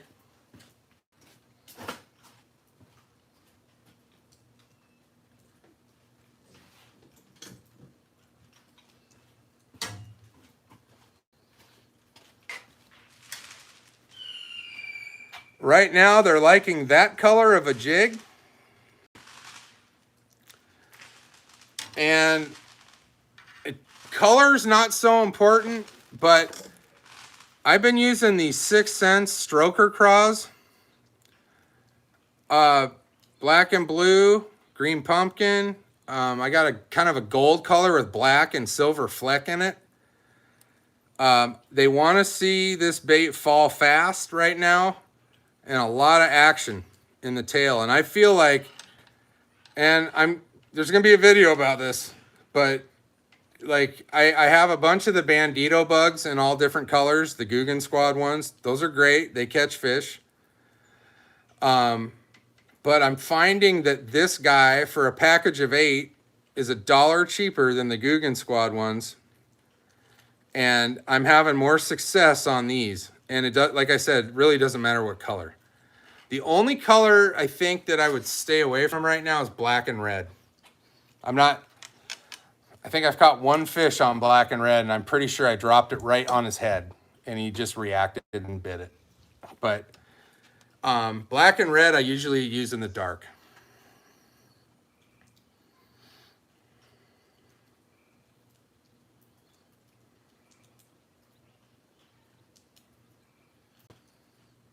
Yeah.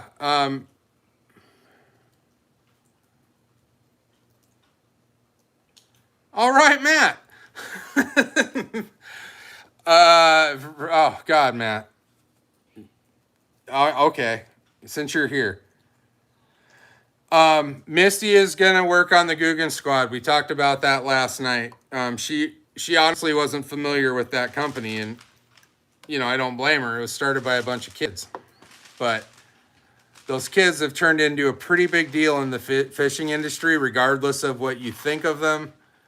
They have a market share now of equipment as far as lures and stuff. And I've tried them all, and they all work. I've caught fish on every Guggen bait I've bought, and I've tried all of them. It's good stuff, and the prices, and they're right in line with everybody else.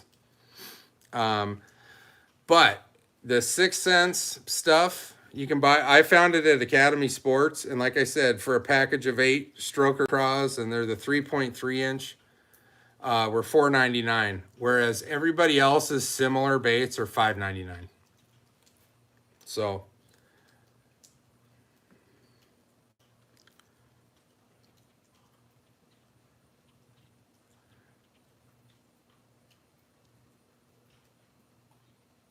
yeah, the uh, so I've never been, I've never done well on like just straight up worm, like Texas rig worms. I've caught them. It's just not something that I do all the time, and maybe I need to do it more. I might have more success.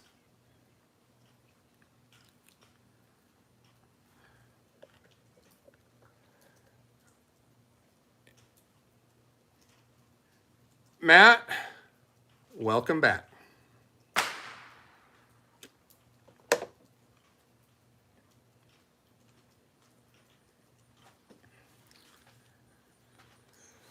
Whoo, child. I'll be sleeping in tomorrow. It's supposed to rain like the next 5 days here. But if there's a break in the action tomorrow, after I go to the post office, I will be fishing. Baby T is officially off for the summer. She was teaching summer school, and that ended on Friday. And like I said, we're done with baseball now, for the exception of maybe a one-day tournament July 10th. But life just slowed down for us a huge deal. So I can get back to business, and I am gonna start doing lure reviews. If you guys want to watch them, great. But pretty comprehensive. I'm gonna show them like every bit of how they work in the water, in a fish tank. Why I think one's better than the other. Flaws. Just for example, I am a huge believer in the Ned rig. It's something that I've learned to love in the last year. The problem is with the Ned rig bait itself, the Elastec that they use, if you live in a place that gets hot, these baits melt. Straight up melt. Like if you left one sitting on your carpet in 90-degree weather, it would literally turn into a ball of goo on your deck. So you really got to think about that. And they don't like to be in contact with other plastic, other kinds of plastic. So if you have something that's like non-elastic, right? Like you had some Strike King Ocho Cincos and you throw one of those in there, it's going to on to that. It's a crazy reaction, but this stuff costs money. At $3.50 to $4 a package of these, to go buy a package and have them all melt into one big ball, it sucks.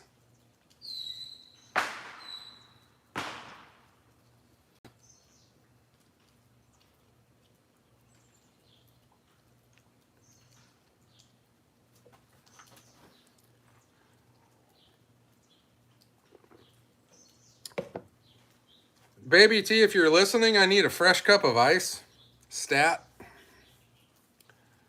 Oh, no. Hold on. Yeah, that's what I've done, Jeff. I basically have a Ned rig box that's got all different size Ned rig hooks, and then each color is in its own spot. They will still melt, like if it's hot. So you want to keep them in the shade. Keep them in the storage facility. Keep them under your cat, anywhere out of the sun. I watched the Steve Wonderlick lose his mind because one of his melted on his carpet of his Skeeter boat. And he's like, how am I going to get this off? And I was like, well, simple green and a plastic brush would probably work. But yeah, it's a real thing. you know, it's something to think about.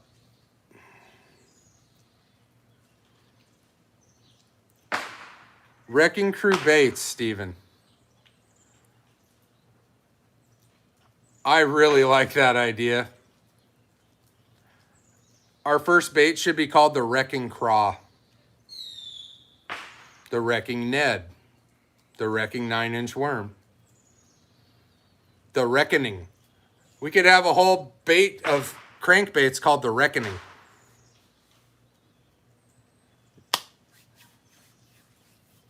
See how these ideas just fly?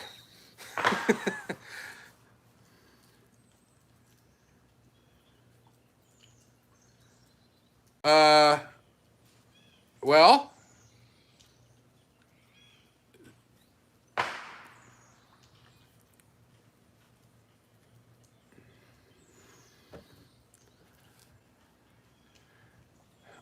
I throw it on.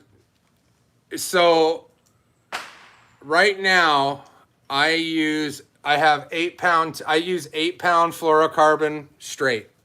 I don't.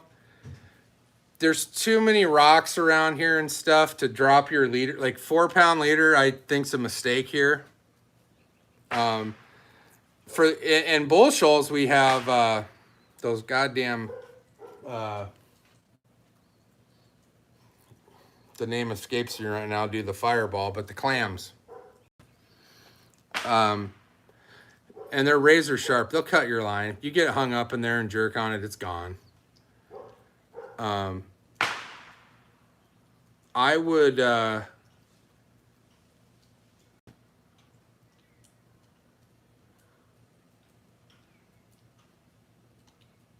zebra mussels. Thank you very much, James. We have zebra mussels here. They do have them in Table Rock, contrary to popular belief. I caught a stick with a bunch of them on it. People like to say they're not there, but I'm here to tell you they're there.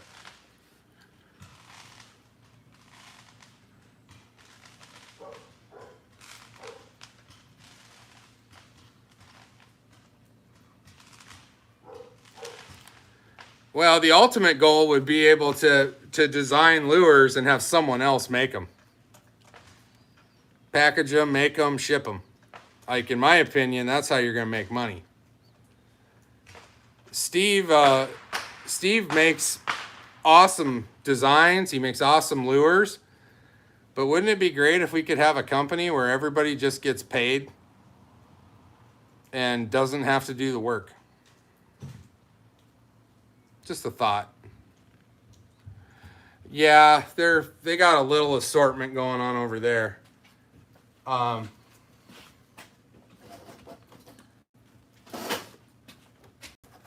got about 10 boxes of these 3-inch shells. They don't have anything going on like that over there. Theirs are all kind of friendly. These are the ones that scare the dogs. That's one cool thing about Missouri and a lot of other states that I mean, in Arizona, clearly fireworks are a terrible idea.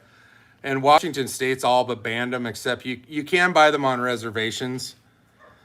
The good shit, too. But they, I mean, it's so dry up there.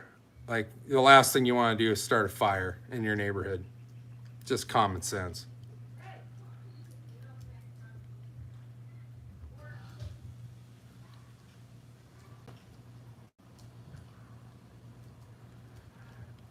Invasive suckers. I don't know. Maybe Larry can correct me, but I don't know if we have that problem here. I don't know if drums are an invasive sucker. We do have them in big ones. I mean, big in my book. I've caught a couple of them around 6 pounds, and I mean, it's exciting. It's fun to catch. But at the end of the day, it's just a garbage fish. I'm not sure if Bull Shoals has anything invasive that you should be worried about, other than gar. There's a lot of gar.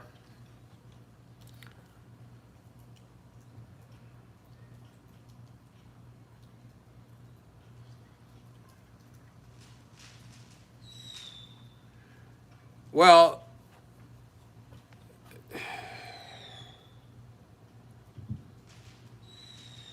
Okay.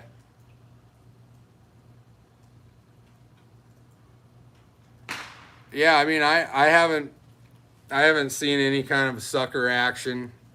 I've seen carp. I've seen a couple carp out there, but they're those big ass ones. I don't know if they're I'm not a carp expert, so I don't know if they're the Asian carp or whatever they call them that are invasive. But Matt, brother, this is for you again.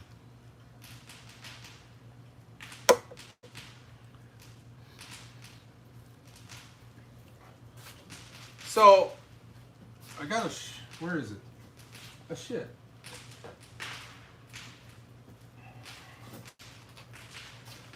So back in the day, we used to buy, basically this would have been like an M1000, they would have called it. This would blow a hole in asphalt, a crater in the asphalt out in front of someone's house. They call this an M5000 Jumbo. I don't know. Maybe we should light this off here in a minute and just see what happens. We'll do it as a group.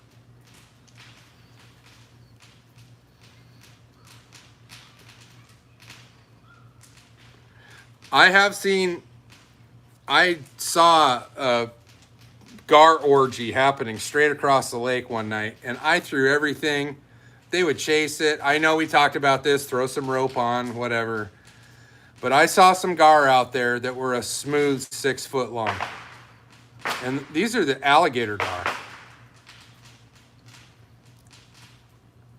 Spoonbill. I know they're spoonbill. Larry, how do I find and catch a spoonbill in Bull Shoals Lake?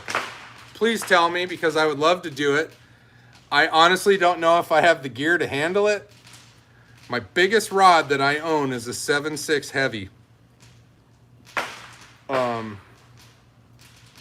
I could put a bunch of 100-pound braid on it and give it hell, but I have no godly clue on how to catch a spoonbill.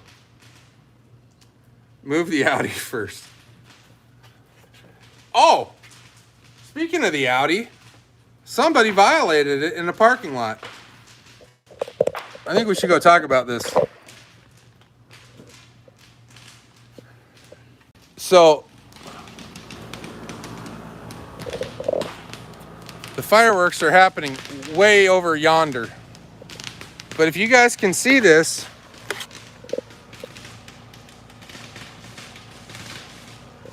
some jackhammer smashed that mirror. And yeah, I am not very happy about it. If I want to replace that with an original, it's about $500.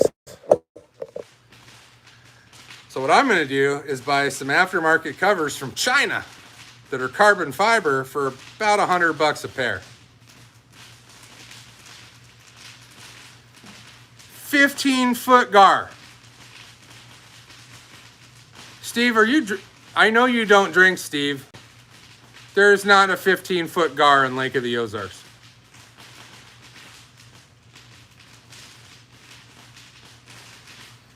I might start hitting golf balls at them.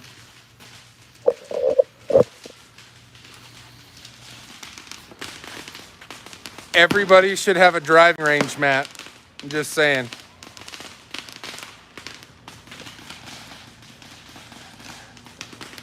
So there's a kid way over there running around the fireworks in a cape.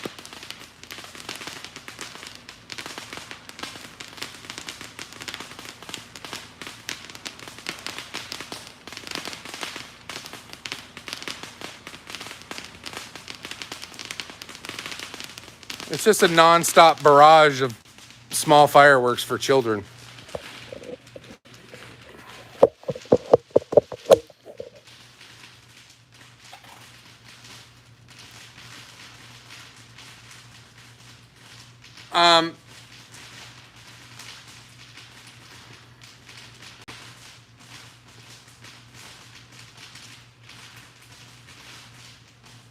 Hey, I got no beef with fireworks. I used to buy fireworks in my neighborhood in Everett, Washington when I was a kid from the ice cream man. He'd sell us M80s. Those are the ones you put in a mailbox and it would blow a mailbox apart, and he's selling them to 10-year-old kids. It's amazing that I still have these.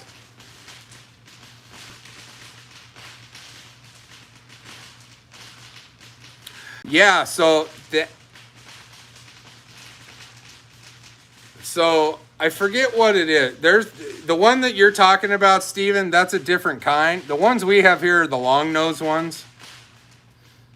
Like real narrow, long nose. The one that in the tank that you saw in Springfield, that's probably a 7-footer. But I believe that's what they call an alligator gar. Somebody might be able to correct me, but that's on a whole different level. That thing probably weighs 200 pounds.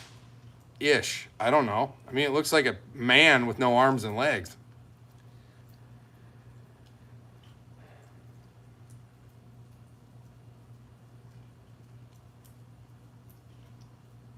A 7-foot medium heavy. I would put it on a 58 D-Beck. I would put it on a 7-foot medium heavy rod. It's a decent reel. I'd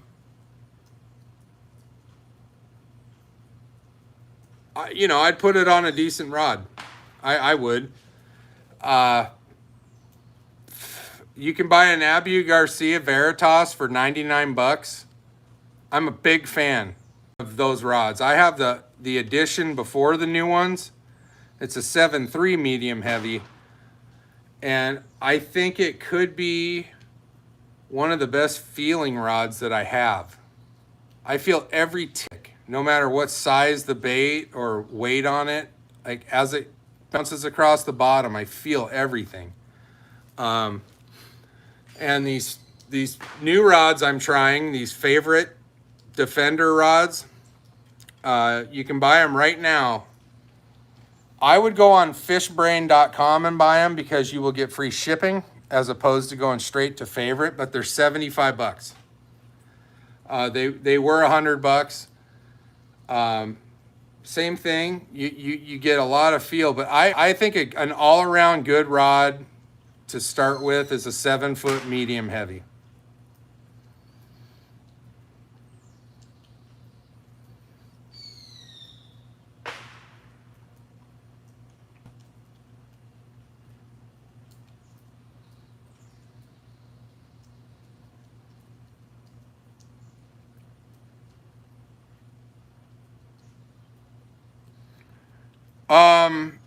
Yeah. Jeff alluded to the reel cover. If you're traveling distance in your boat, I would definitely somehow cover up your reels, especially if you're on a gravel road. By the time you get there, your reel is going to have dust in it, on it, around it. I had that problem in Arizona a lot. So for that reason, I have all my rods on the boat, but I'd put the whole cover on it, the cover that came with the boat, and you avoid that. But yeah, if you drive around with your boat for more than about 20 minutes, and you're gonna build up stuff on your reel, and that's the fastest way to ruin it. Because once that dirt gets in there and that stuff, it's really hard to get it out. So if you want to keep them fresh and moving and doing what they're supposed to do, cover it up during travel.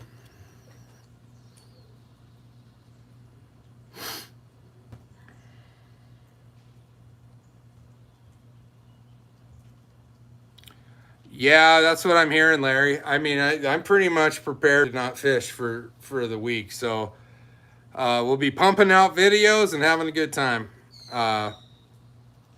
I was hoping to sneak in some fishing in the morning, but if it's going to be terrible. The last time this boat, when we had the tournament, it rained all day. It took my boat a week to dry out, partially because, and it lives inside. The boat is always in the garage, but the humidity won't let anything dry. So for those people that live in the Midwest, they know exactly what I'm talking about. Oh, sorry, Jeff. Sorry. Yeah, medium heavy. Absolutely a medium heavy.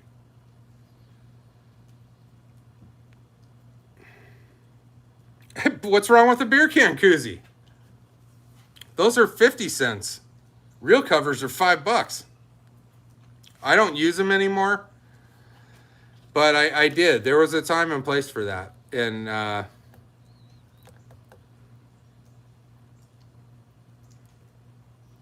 hey, B-Man, you want to have beers later?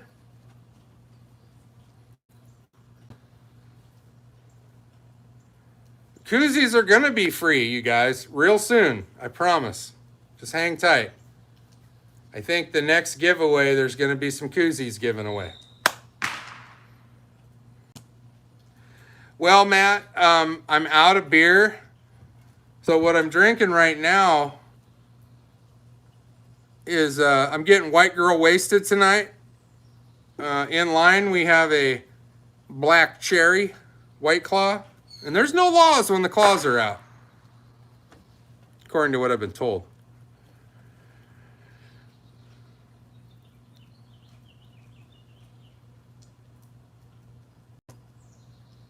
That's right, Matt. So, yeah, alluding to what Jeff said about the weather. So when we were on our way home from Springfield, a squall passed through here with like 50, 60 mile an hour winds. And we had just got here after all that moved through. And there was a newer Camaro absolutely trashed, like up in the grass, like half the plastic pieces were missing. Ambulance going the other way. And that was in the news that it was blowing so bad that a car got blown off the road into the grass, and it had to have been that Camaro. Talked right, I-65 around Saddlebrook. If you've ever been to Branson, Saddlebrook's about 5 minutes before it. I don't know what it is, if it's a community or what. It just kind of has its own turn off, and I don't know what's up there. You don't really see a whole lot.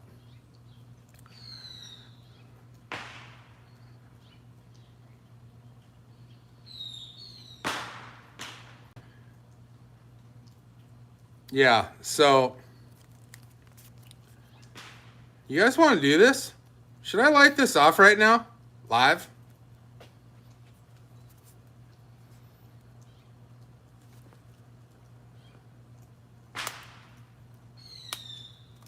Fireball and fireworks. It's a good combination.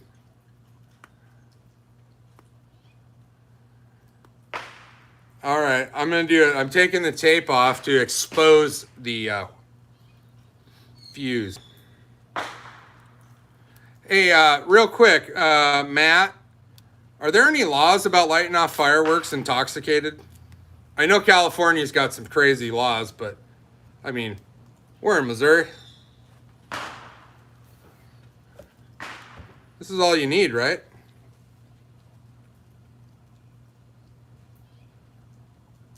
Okay, I'll do a shot, and then we'll go do... I like where Matt's head's at.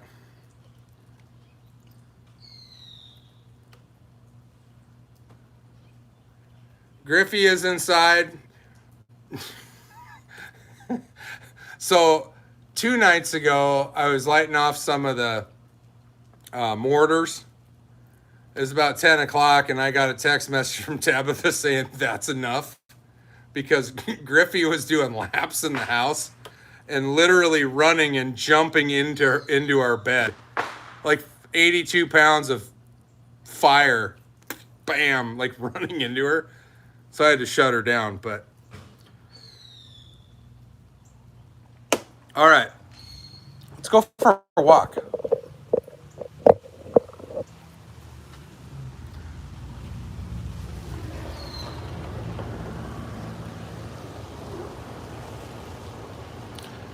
We got new neighbors.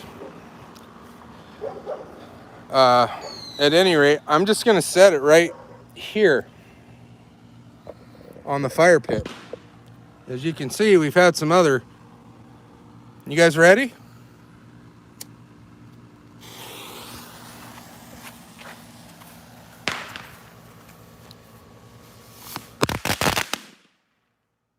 Well, that sucked. So that was just a big firework full of firecrackers. Let's, we're gonna step this up just a skosh. Where's my mortars? I got some mortars here. Now these are the small ones. Yeah, that was sort of like, I wasn't impressed. So I don't want to leave you guys thinking that's an acceptable firework. So we're gonna do a mortar or two. Who knows? We might do a bunch. It's not gonna be dark here though for like another hour. Here. Okay. Now these are my favorite, you guys.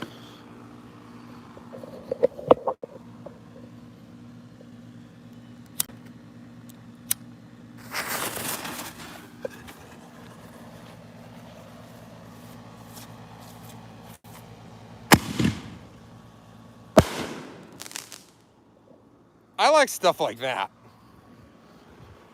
What it does is at night, like later on in the evening, there'll be an echo across the lake from it. And I'm a huge fan of that action. We'll do one more. If you've noticed, the neighbors stopped doing their shit because it's lame. Hold on.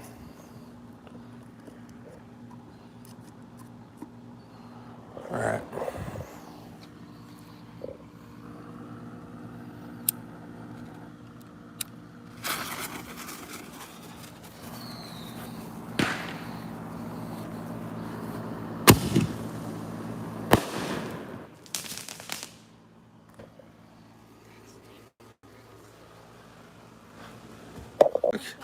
Hey, Drake.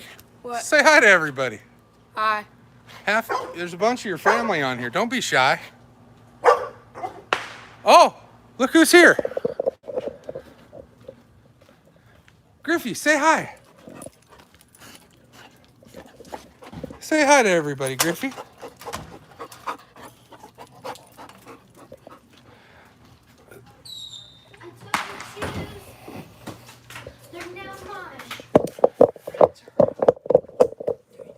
Everybody says hi, Drake. Maggie, come say hi. Hi. All right.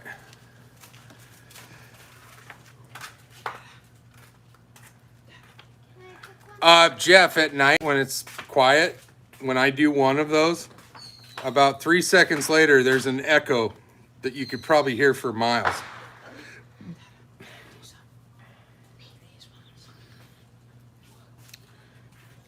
I think fireworks suck in the daylight, myself.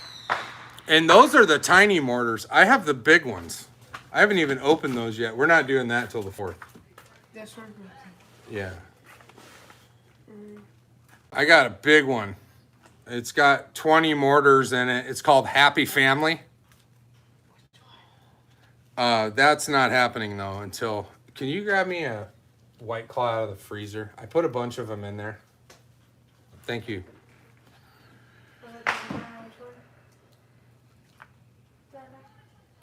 Okay. All right, Matt. I'm on it. Sorry. Thank you.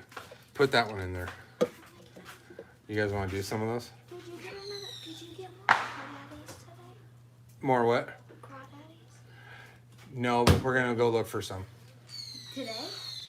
No. Is something wrong with your finger? When I was putting away dishes. She was putting away dishes and her finger got caught in the handle. And it, while she closed it. You can light that off if you want. Where's that thing at? I think I threw it away. Grab another one. There's more over there. The kids are now getting involved, you guys. I think that's a great idea. Oh, it's right here. I'm kind of scared to light this. Oh. Yeah, Brian, Keeper's going to be here on, well, we're still Just a week and a half or so out.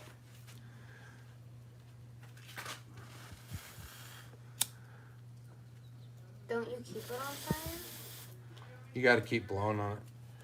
Okay, so listen. Here, Maggie, use these. Maggie, come here. Yeah. All right. We're talking about some really seriously disciplined parenting happening right now.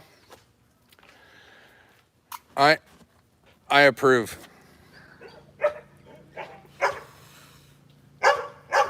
Did you light it? No, not yet. To give me that. Yeah, Griffey's 80. I think he's around 82 pounds. The last time he was at the vet, he was right around 80, and that's been a month ago. He could be bigger. Say hi, Griffey. Say hi. He's a good dog. He's gonna be a puppy for another couple years. What happened? Ah, the kids. You guys, you know. I kept on blowing it. Yeah, don't blow it anymore. We're gonna do. I got fireworks for days, you guys. I got excited because we haven't had fireworks for. The last time I bought fireworks was in North Dakota. You're fine. The last time fireworks was in North Dakota at Brian's house, Keeper Sleeker. He's online right now. At Generous Jerry's. They sell them year round there, and we took them to New Jersey to the lake house there and had a great display.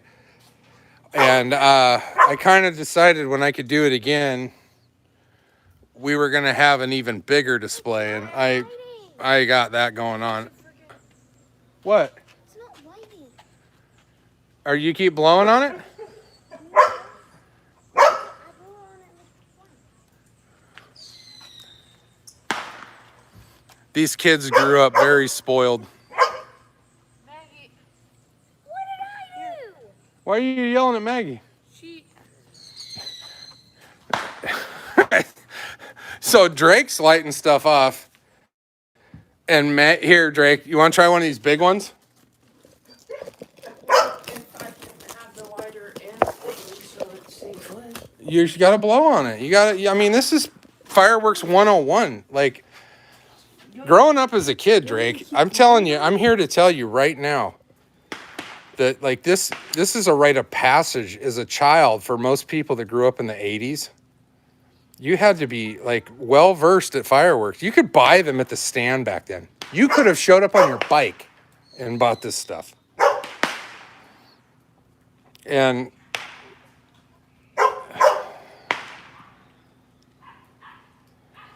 so, like, we always use lighters, but now they have these things. This is the kids don't. That's the other thing, Wendy. Kids don't know how to use a lighter anymore. Griffey, you're okay. He knows he's okay. Kids don't, for good reason. I think we learned from our mistakes. Like, we just go to set trees on fire out in the woods. Here. If you can't light it with that, I mean, this is something that Tommy Chong could get behind. Here. We'll see if having I think they call them punks. I'm sorry, Drake. What? He fell down when I. Drake, you fell down? Yeah. Did anybody see that? Because I didn't.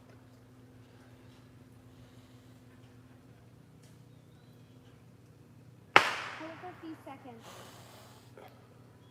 He can hit baseballs, though, I promise. Okay, I wanna. Bottle rockets are fun. Like, who doesn't like a bottle rocket? I wanna. What are you guys doing now? I want a Jack in a Box. Let Maggie do that. Drake, we have a ton of stuff. Let Maggie do it. Yeah, move that, though. I need that.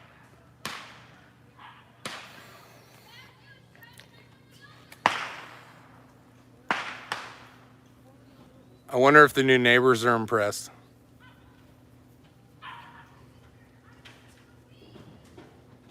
Oh, good job, Maggie. Oh yeah, this one. I love this one.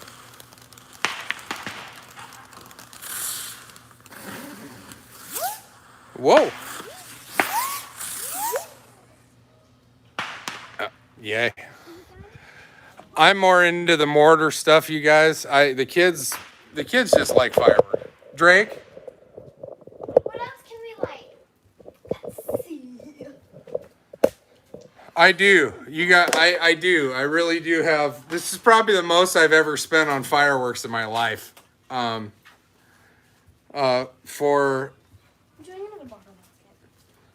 I'm doing it on the bottom. for reasons I can't explain, I can't show them all on video. But just trust me.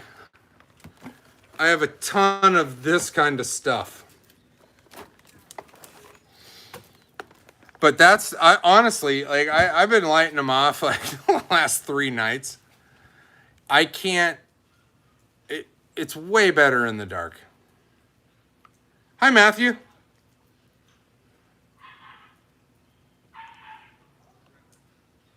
Yes, James.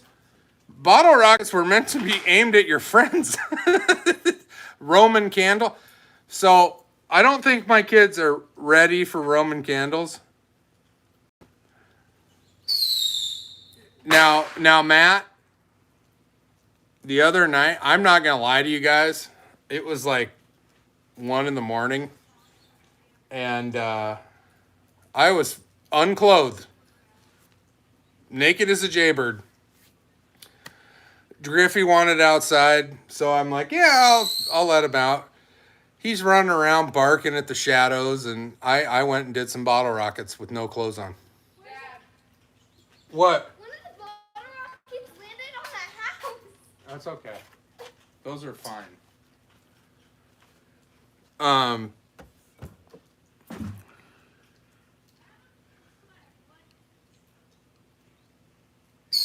Yeah.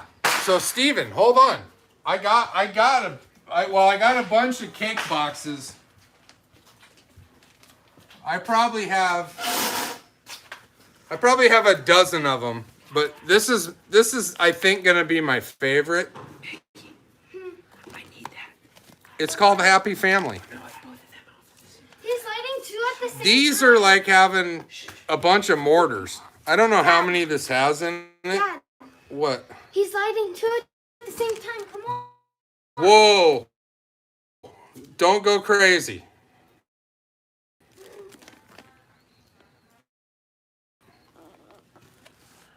Matt, if you would have showed up at the tournament, I would have put a Speedo on. Oh, shit. Dad, come on. What? Oh. The kids lit off like 1 firework each, and now they think they can do 2 at the same time.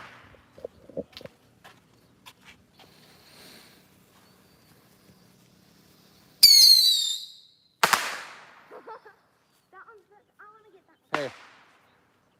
You guys can do more bottle rockets if you want, but like the cool stuff is not till dark. I know. Here, there's a package right there. If you want to keep lighting them off, you can. Right here. I know. Maggie. By the way, a gross of bottle rockets now, a gross meaning 6, I think it's 144 bottle rockets. Back in the day, that used to cost about $10. Moon Travelers, which have been around for decades. This is nothing new. $6 for 144 of these. That's a lot of fun. No,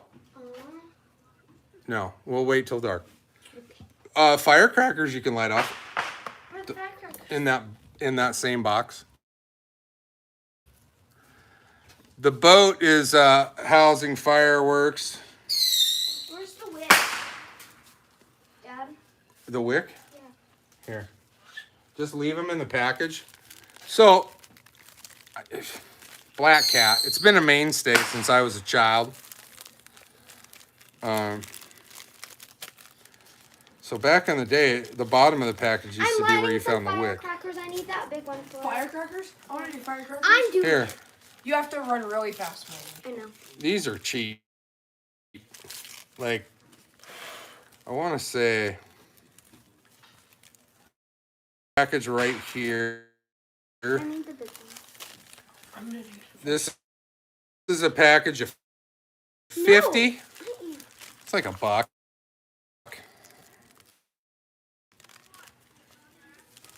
I think I grabbed the wrong end, you guys.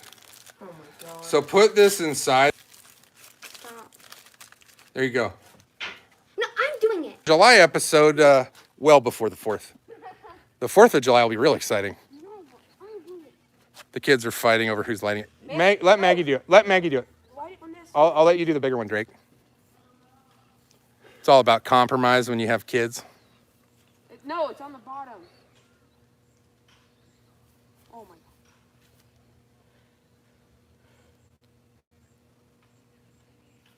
It's not doing it. You need to hold it on it. I promise it'll go. At the bottom.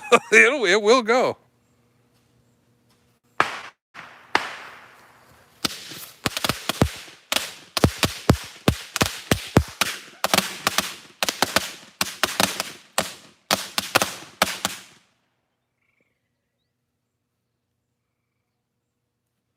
Was that fun? Yeah. Drake, give me the other one.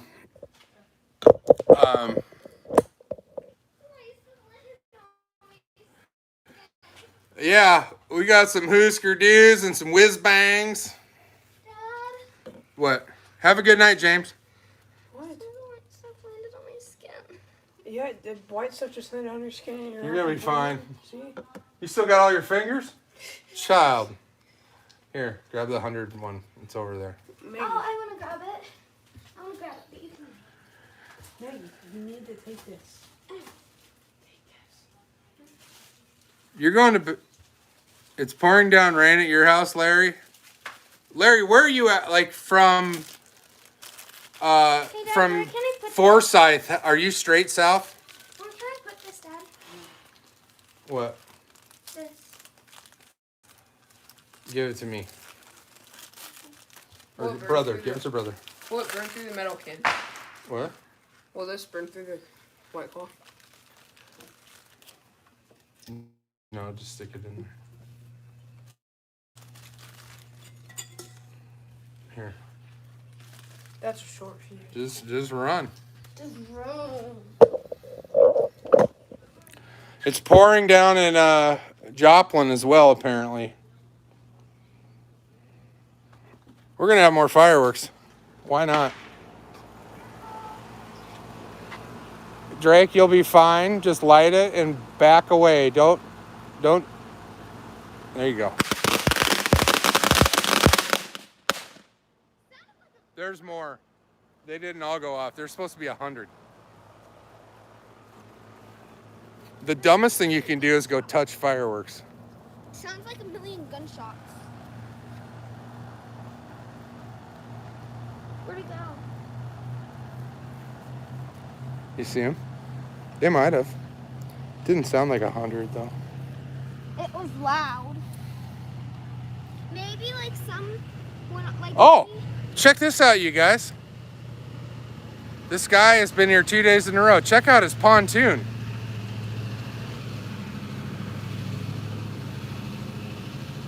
That's a big ass pontoon. I want to say it's got a 250 on it. That one's not. Yeah. There's a couple. All right. I'll see you guys when it gets dark. We'll do some. I'm talking to the children, by the way. What? Just leave it. Wait. Okay, you can do more bottle rockets. Whatever. Those are lame. Or not reliant on darkness. This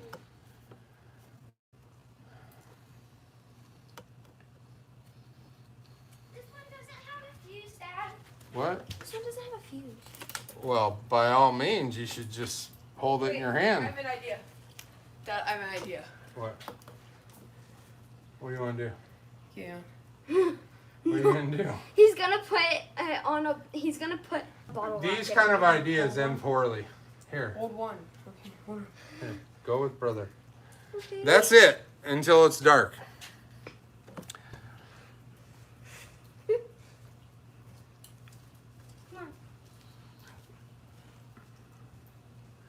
Hey, Glenn, have a good night. Take it easy. Stay cool. I know it's hot as hell in Arizona or Idaho.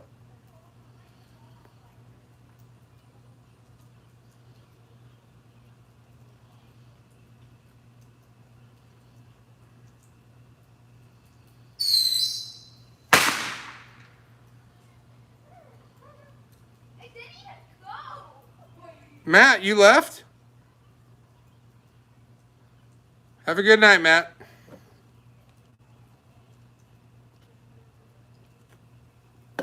"107 in Seattle. Who knew? People, I would never live there. It gets too hot.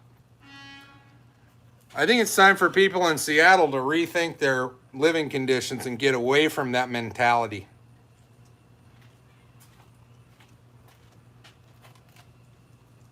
Are you guys okay? So, bottle rocket just stayed there and then exploded on it. That's okay. As long as you get away from it, you'll be fine.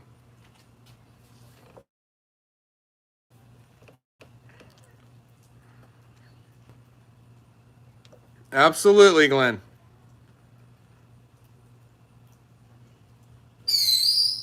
Oh, that one moved. Did it fall down right? Yeah, well, I'll tell you what. In Missouri right now, it's around 75 degrees. Just saying.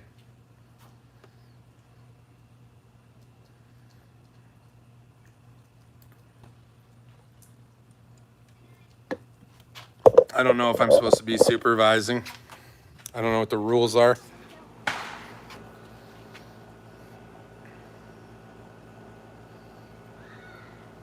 Maggie. Is she watching? Who, Mama? Is she watching? This is a good time, guys. I saw that half the audience left when we started fireworks. I didn't know that that would offend people, but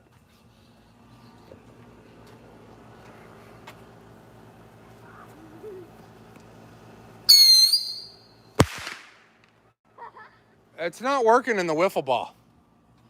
It's the same thing. It just doesn't fly. I guess that's the one positive right now is that it rained a lot today, so everything's wet. I'm not real worried about.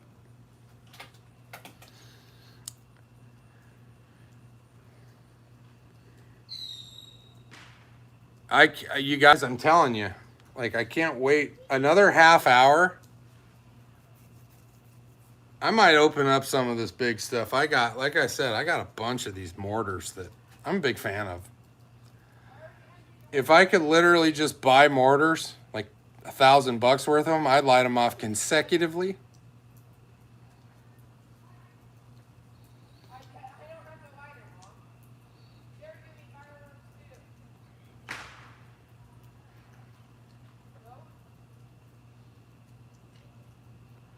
Oh, Steven, I'm going to one-up you on the PVC pipe. We launch them out of a Yingling bottle. Dad, try and catch it. Try and catch it. It's coming down. Oh no, that's on the house. Hey, I don't want it. No, back in the day, we used to hold them and just like underhand toss them like you were throwing slow pitch softball in men's league. My timing's a little bit off right now, though, so I'd probably just drive one into the ground and, you know.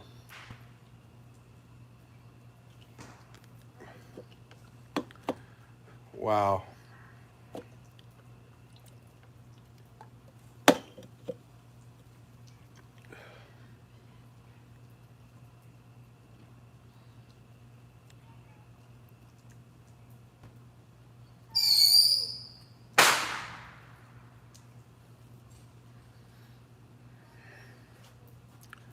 Success. What's this guy? So I got this one too. This is another one of the giant mortars. It's called Smoke and Mirrors.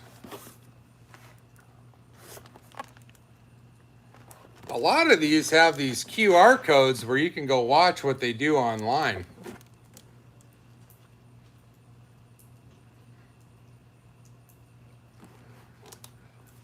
Oh, I believe that, Stephen.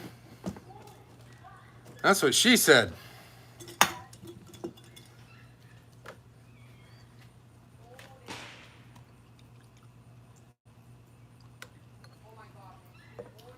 I just heard an "Oh my God, Maggie."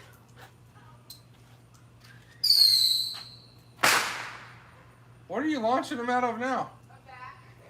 A baseball bat? Well, the party's been turned up a couple notches. Apparently, wiffle ball bats work great as rocket launchers as well.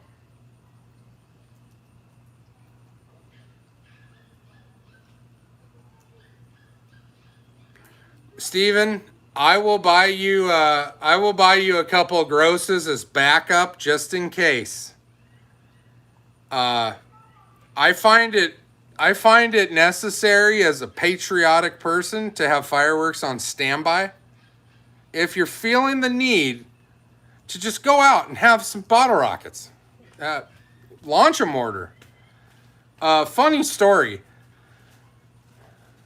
You want to do more? Yeah. Okay. Here, take. Don't ever. Yeah, carry that thing away here and take this one. That one doesn't have a fuse. Okay. Can you hold this while I grab some? Yep. When my buddy Scott and I lived in a place called Edmonds, Washington, and in his grandpa's old house that was probably built in the 60s, surrounded by $1 million houses. We were all like in our early 20s. Hold it, please. Nate, give me a bottle. We were all in our early 20s. And we would literally launch a mortar every night. And it would take literally 5 minutes and the cops would be out in front of our house, like going back. They didn't know we were doing it. And I'll tell you what. I want it out of the pond. You want to excite a neighborhood, launch a mortar on, October 15th. And understand that. But, I'm a patriotic person. I'll have fireworks when I feel like it.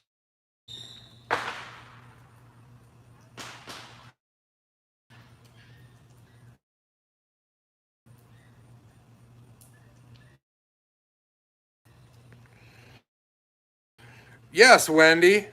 I forget, we were right across the street from the Wade James Theater. Just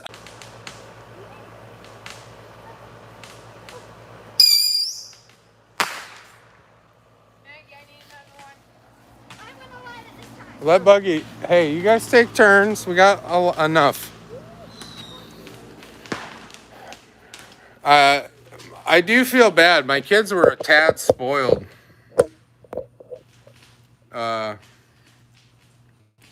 Or not spoiled. The fireworks are not in Arizona. It's a big no-no. Anything that flies is illegal.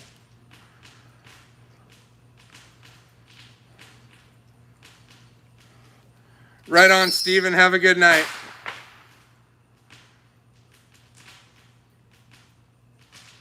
Goodbye, Wendy.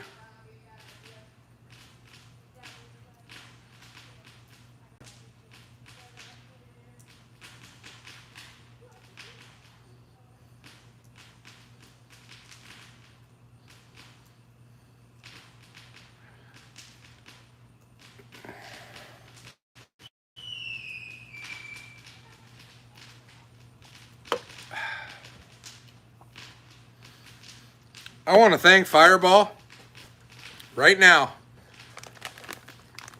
And of course, the Connollys for this glorious package. sweet tasting beverage.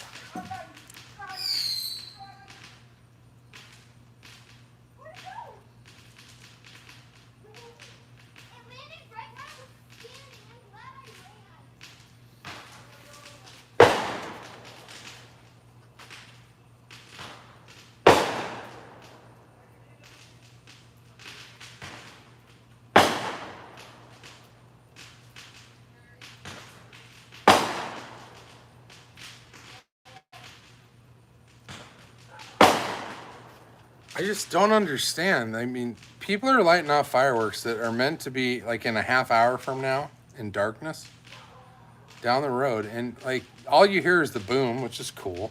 But child almighty.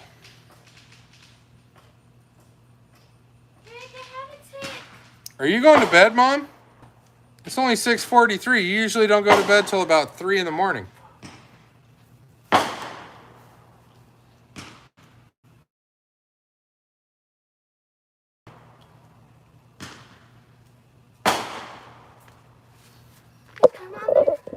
Grandma? Hi, Grandma. I don't know if Grandma's still on here or not.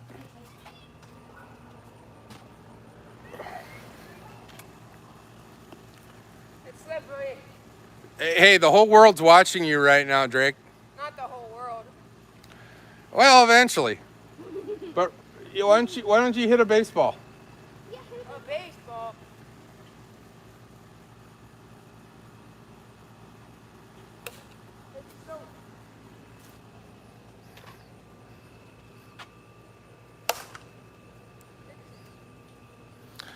That's better. Um,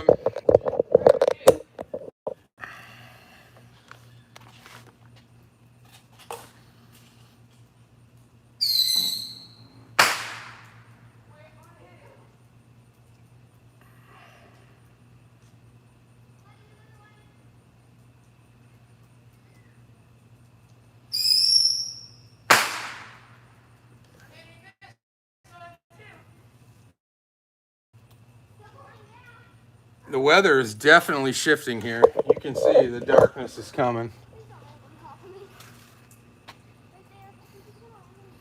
Fireworks.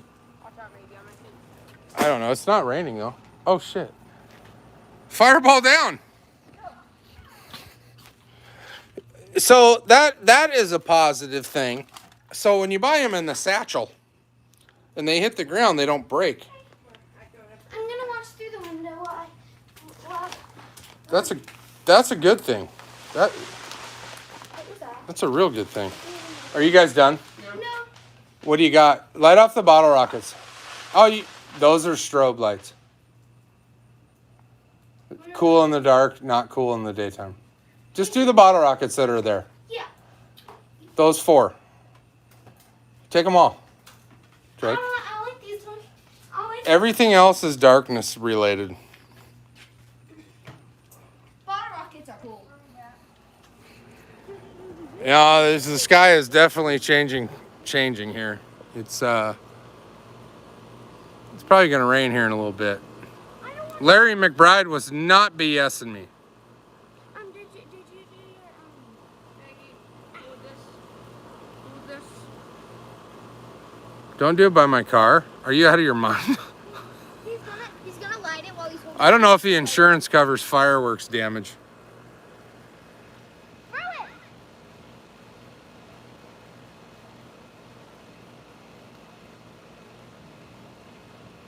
You never know when you're gonna get that viral video. Just keep watching. Uh-oh. What are you doing? No, don't do that. I'm about to ban you guys from lighting a fireworks. It's not like doing this. So having Go fun. put it in the No, it's not about fun. It's about safety first. But we were nowhere near. I think you guys need safety goggles. Maggie, I need one more. Telling you, orange vest and safety goggles.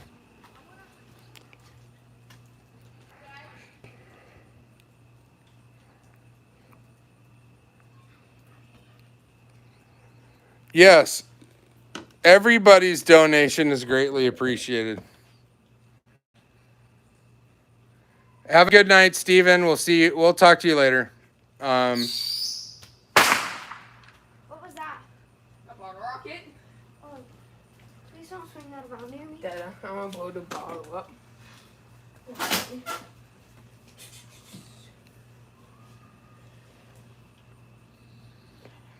Yeah, as Misty said, fireball, shot glasses, shirts, etc. They're coming. The next time I give stuff away, we're giving away fireball equipment. That is a camping kit that's part of another video. Is that an EpiPen? No, it's not an It EpiPen. looks like a fork.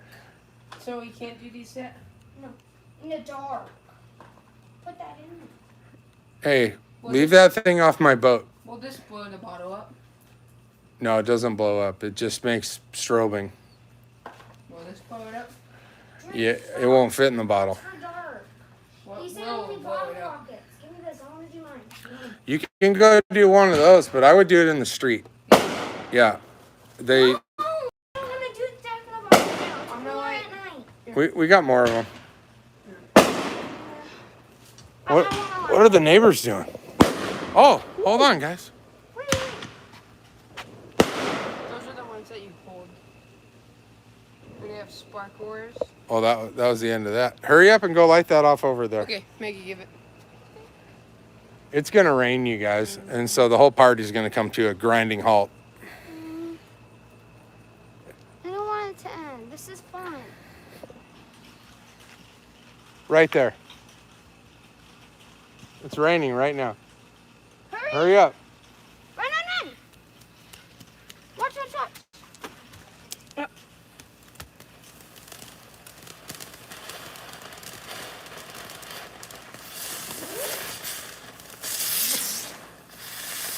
Wasn't that exciting? Yeah. I should probably do a fireworks rating. Oh,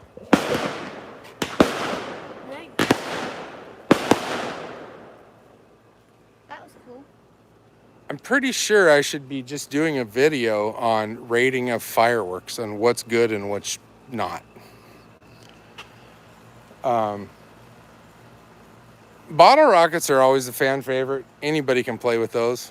But some of these smaller things.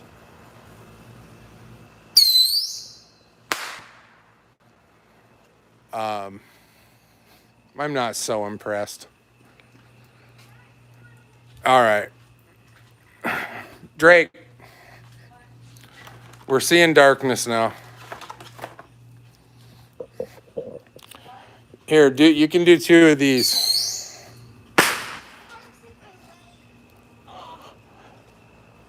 Drake, here. We can do a couple mortars. I think we're gonna run out of friendly weather here in a moment, I think. Give me that buggy.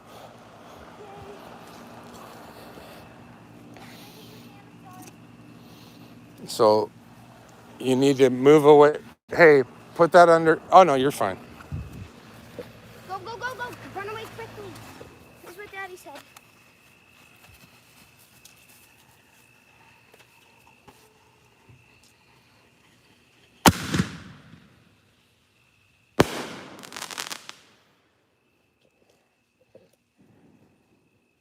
You hear that echo? Their fireworks don't echo down the street. That's coming off the lake. It's not funny. Can I light that one? There you go. Make sure it goes all the way to the bottom. This is how you train your kids up proper for the future. A lot of people just, I think it's the kid in them that wants to control the party. But I mean, these kids need to see that speed.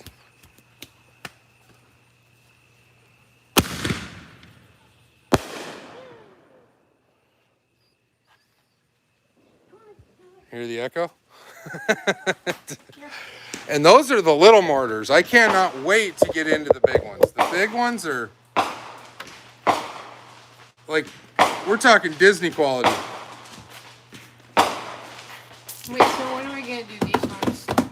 We'll do those on the Ryan's here? 4th. Yeah. Okay. This is hot. Where is the big one? I think the Dad? neighbors are having their 4th of July right now. Where's the big one, Dad?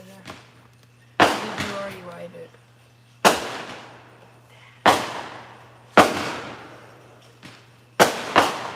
Dad, where's the M800? We lit it off. It was lame.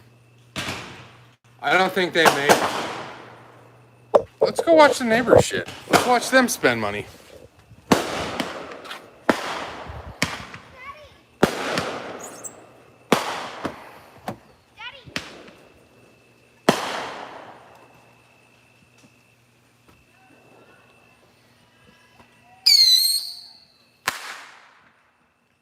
So that was one thing my dad always said when I was a kid. He said, "You know what buying fireworks is like? You may as wad up dollar bills and set them on fire." Why?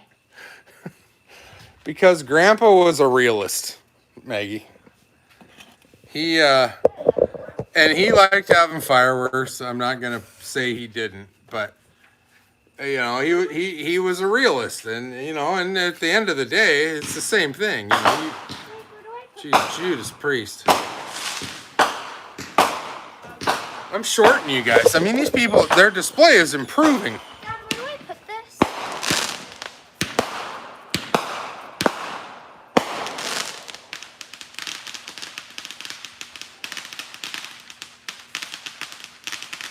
It's raining right now. I don't feel it. Hey, close Mama's door. It's Oh, it raining. is. Where do I put this?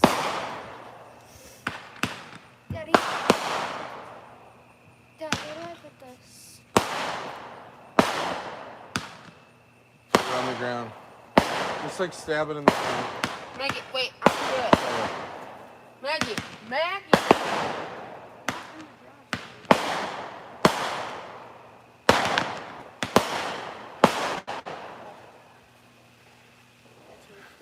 So the way I see it is, if they don't fly over the tree, it's kind of a show.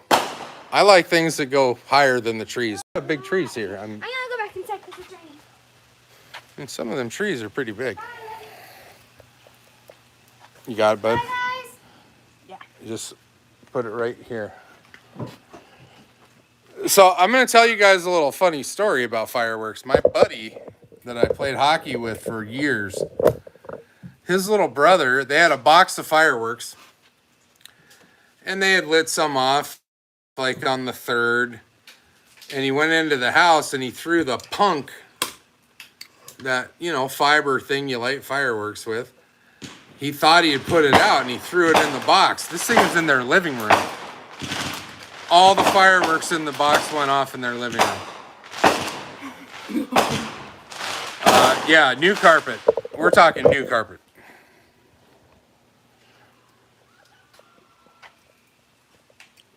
We got light. That was lightning, right? Mm-hmm. Yeah. The weather here has shifted dramatically. Another one. Oh, they're doing another one. They're doing another.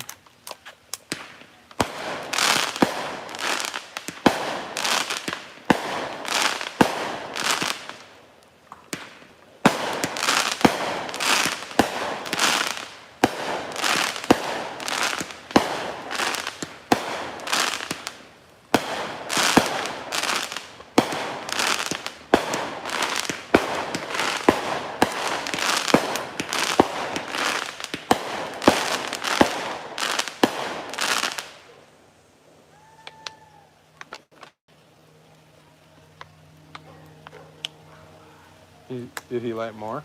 Is that something else burnt? Oh. He's about to light some more. Looks like something's happening. What's up, Blue Line? Who's that? Oh, they're just doing some sort of... It's getting wet. Yeah, it's raining here right now, legitimately. Like, we'll step out here into the rain because it feels good. It's hot though. Well, Blue Line, we had a good night. We talked about the club, the future, sponsorship, and we had fireworks. as well as fireballs and white claws. Right now, I'm just supervising the fireworks.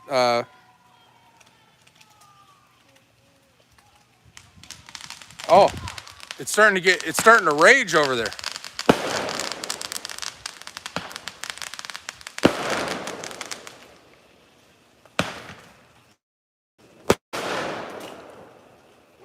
That timing! Dad.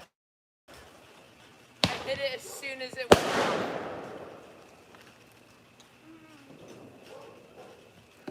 off. Yeah, I mean, it's 4th of July-ish. But it is kind of storming here, and I was kind of waiting a little bit till darkness. I don't know if we're gonna see good fireworks at darkness due to the weather, but I mean, I got some stuff. Lightning within 5. Shut it down, folks.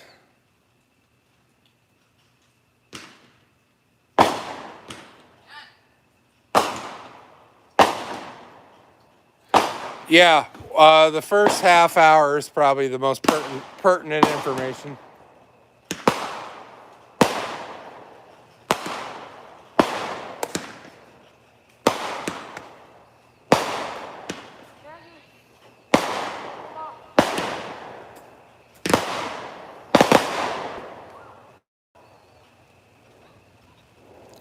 My guess, the neighbor, the guy that lives down there, he's a truck driver, and I'm thinking he's not going to be home on the 4th, so they're doing it right now.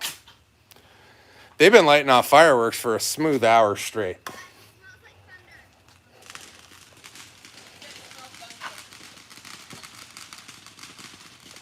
Apparently, Maggie has a gift. She can smell thunder.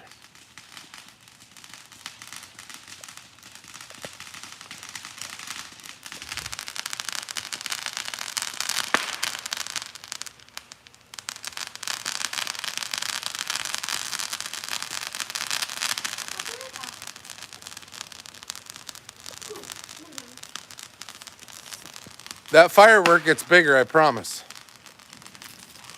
Oh yeah, we definitely got lightning. That's the burning of the gunpowder.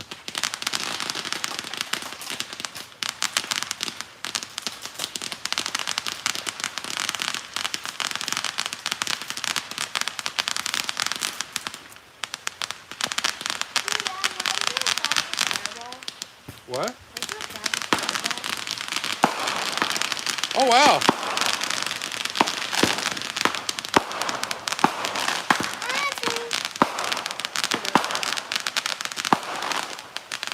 So their projectile fireworks are being hampered by the rain. What? Look at the size. My feet and Buggy's feet. Yeah, I know. You have Sasquatch feet. Does anybody else on here have a 12-year-old with a size 14 wide foot? Just asking. Hey, Maggie, step next to it.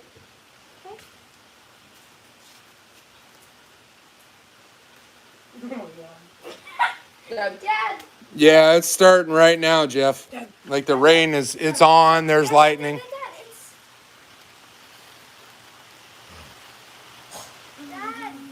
There's still doing more. Yeah, I know.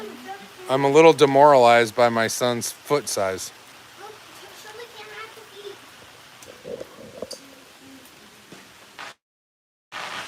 There's a 7.5 girl and a 14 Sasquatch. Look at his feet.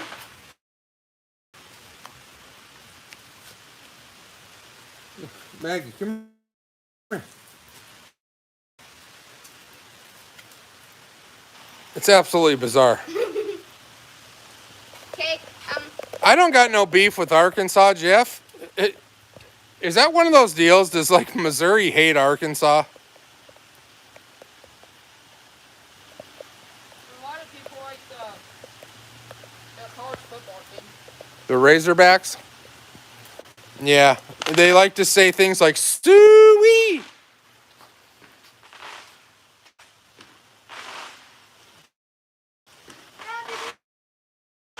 That's a fair assessment, Mark. It's a fair assessment. Hey, by the way, is there anywhere in Missouri that I can use these?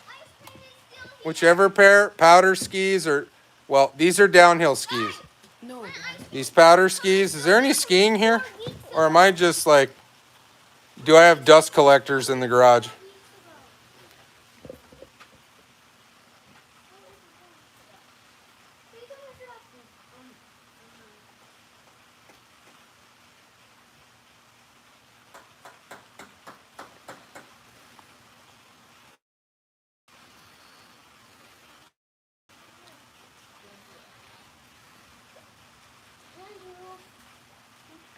I thought north of KC it got pretty damn flat where they have like garbage landfills that get snow and you can ski on them.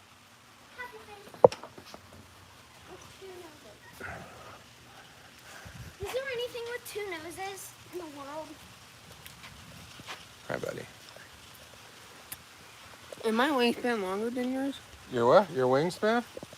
Is mine?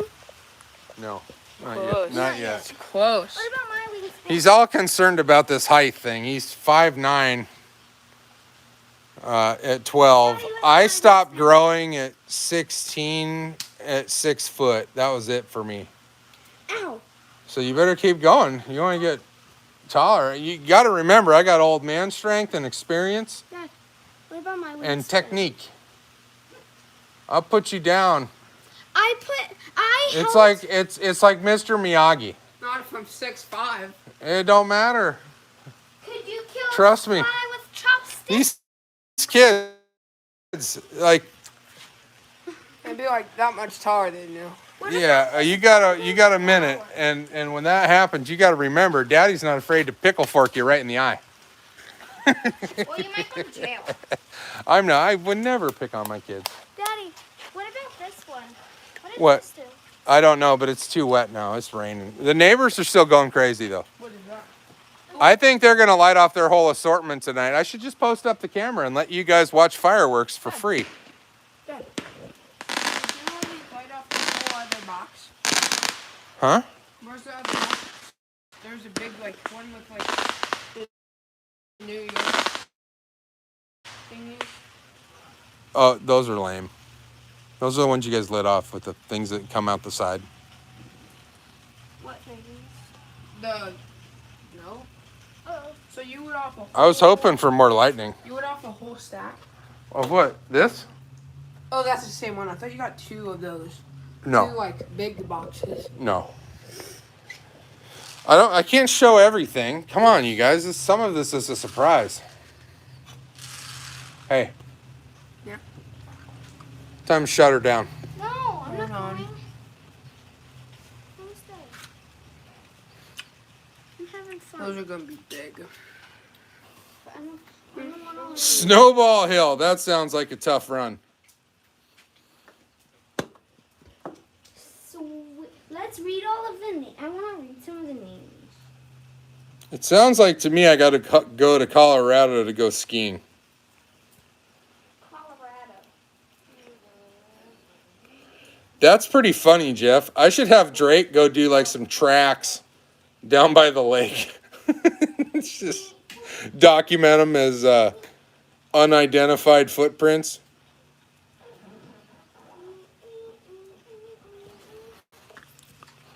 Hey, do not draw on my car. I'm here to tell you. Decals on my car don't fly. Buggy.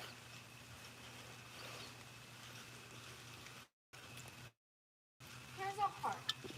Well, the weather that Larry spoke of has arrived. Larry McBride was not lying. It's here. Larry. He lives about a half hour straight south of us. Yes, sir. Probably has a Yingling occasionally, be my guess. It's stopping.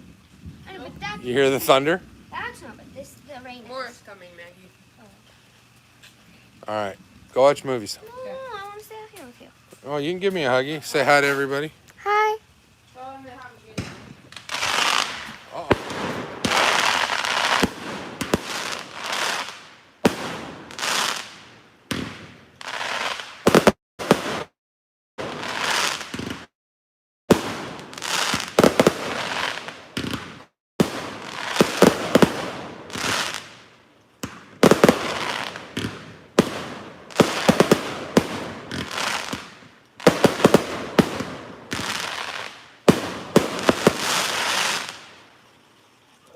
Now that was a nice assortment. I can live with that.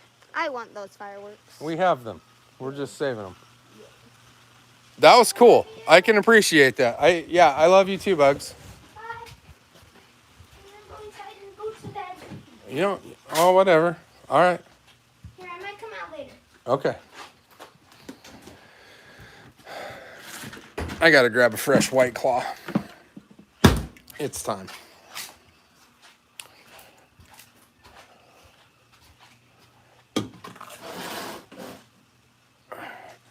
Now, I know a lot of you guys probably live in places where fireworks are not cool.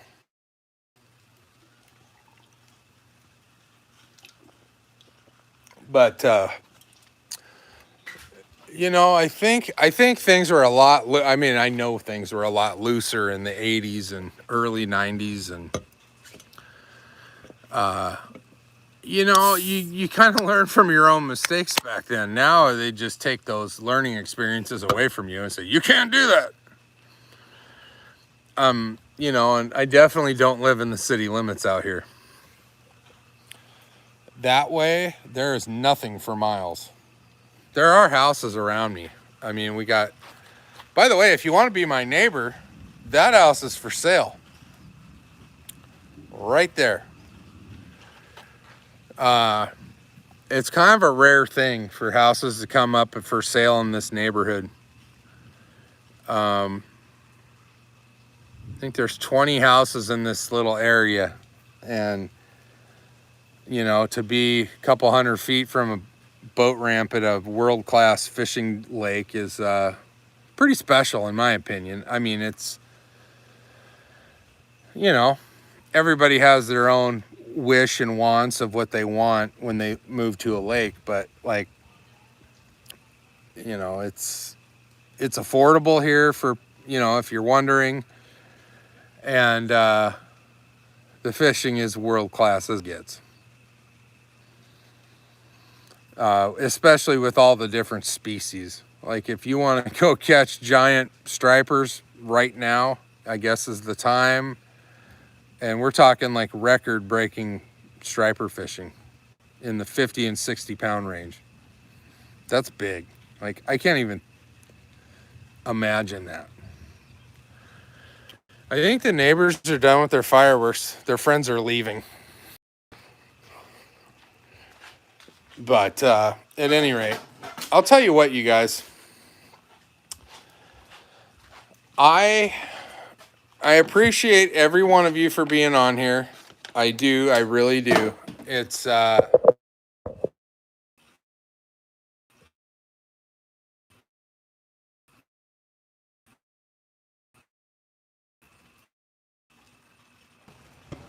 handle fireworks, and that bugs them. I don't understand what happened to dogs in the last 2.5 decades, but apparently, you know, if you don't raise them around noise and stuff like that, you're a fool. That's just my opinion. If you complain that people are lighting off fireworks and your dogs are going crazy, you're a fool. To me, it's part of being an American. It's part of being a patriot. It's part of having fun. Like, oh, they're doing more. But at any rate, I'm seriously, you guys, thank you guys for being here. I am going to shut down the Bass Tracker tournament page by the end of this week.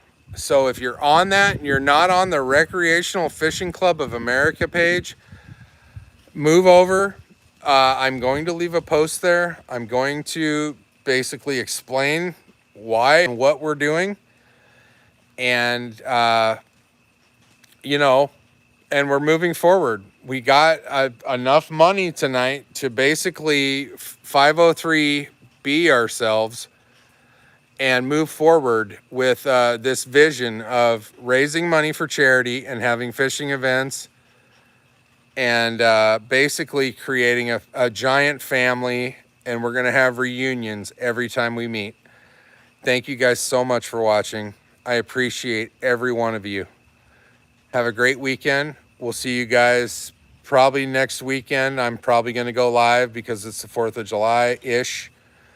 But Thanks everybody for being here. Take it easy.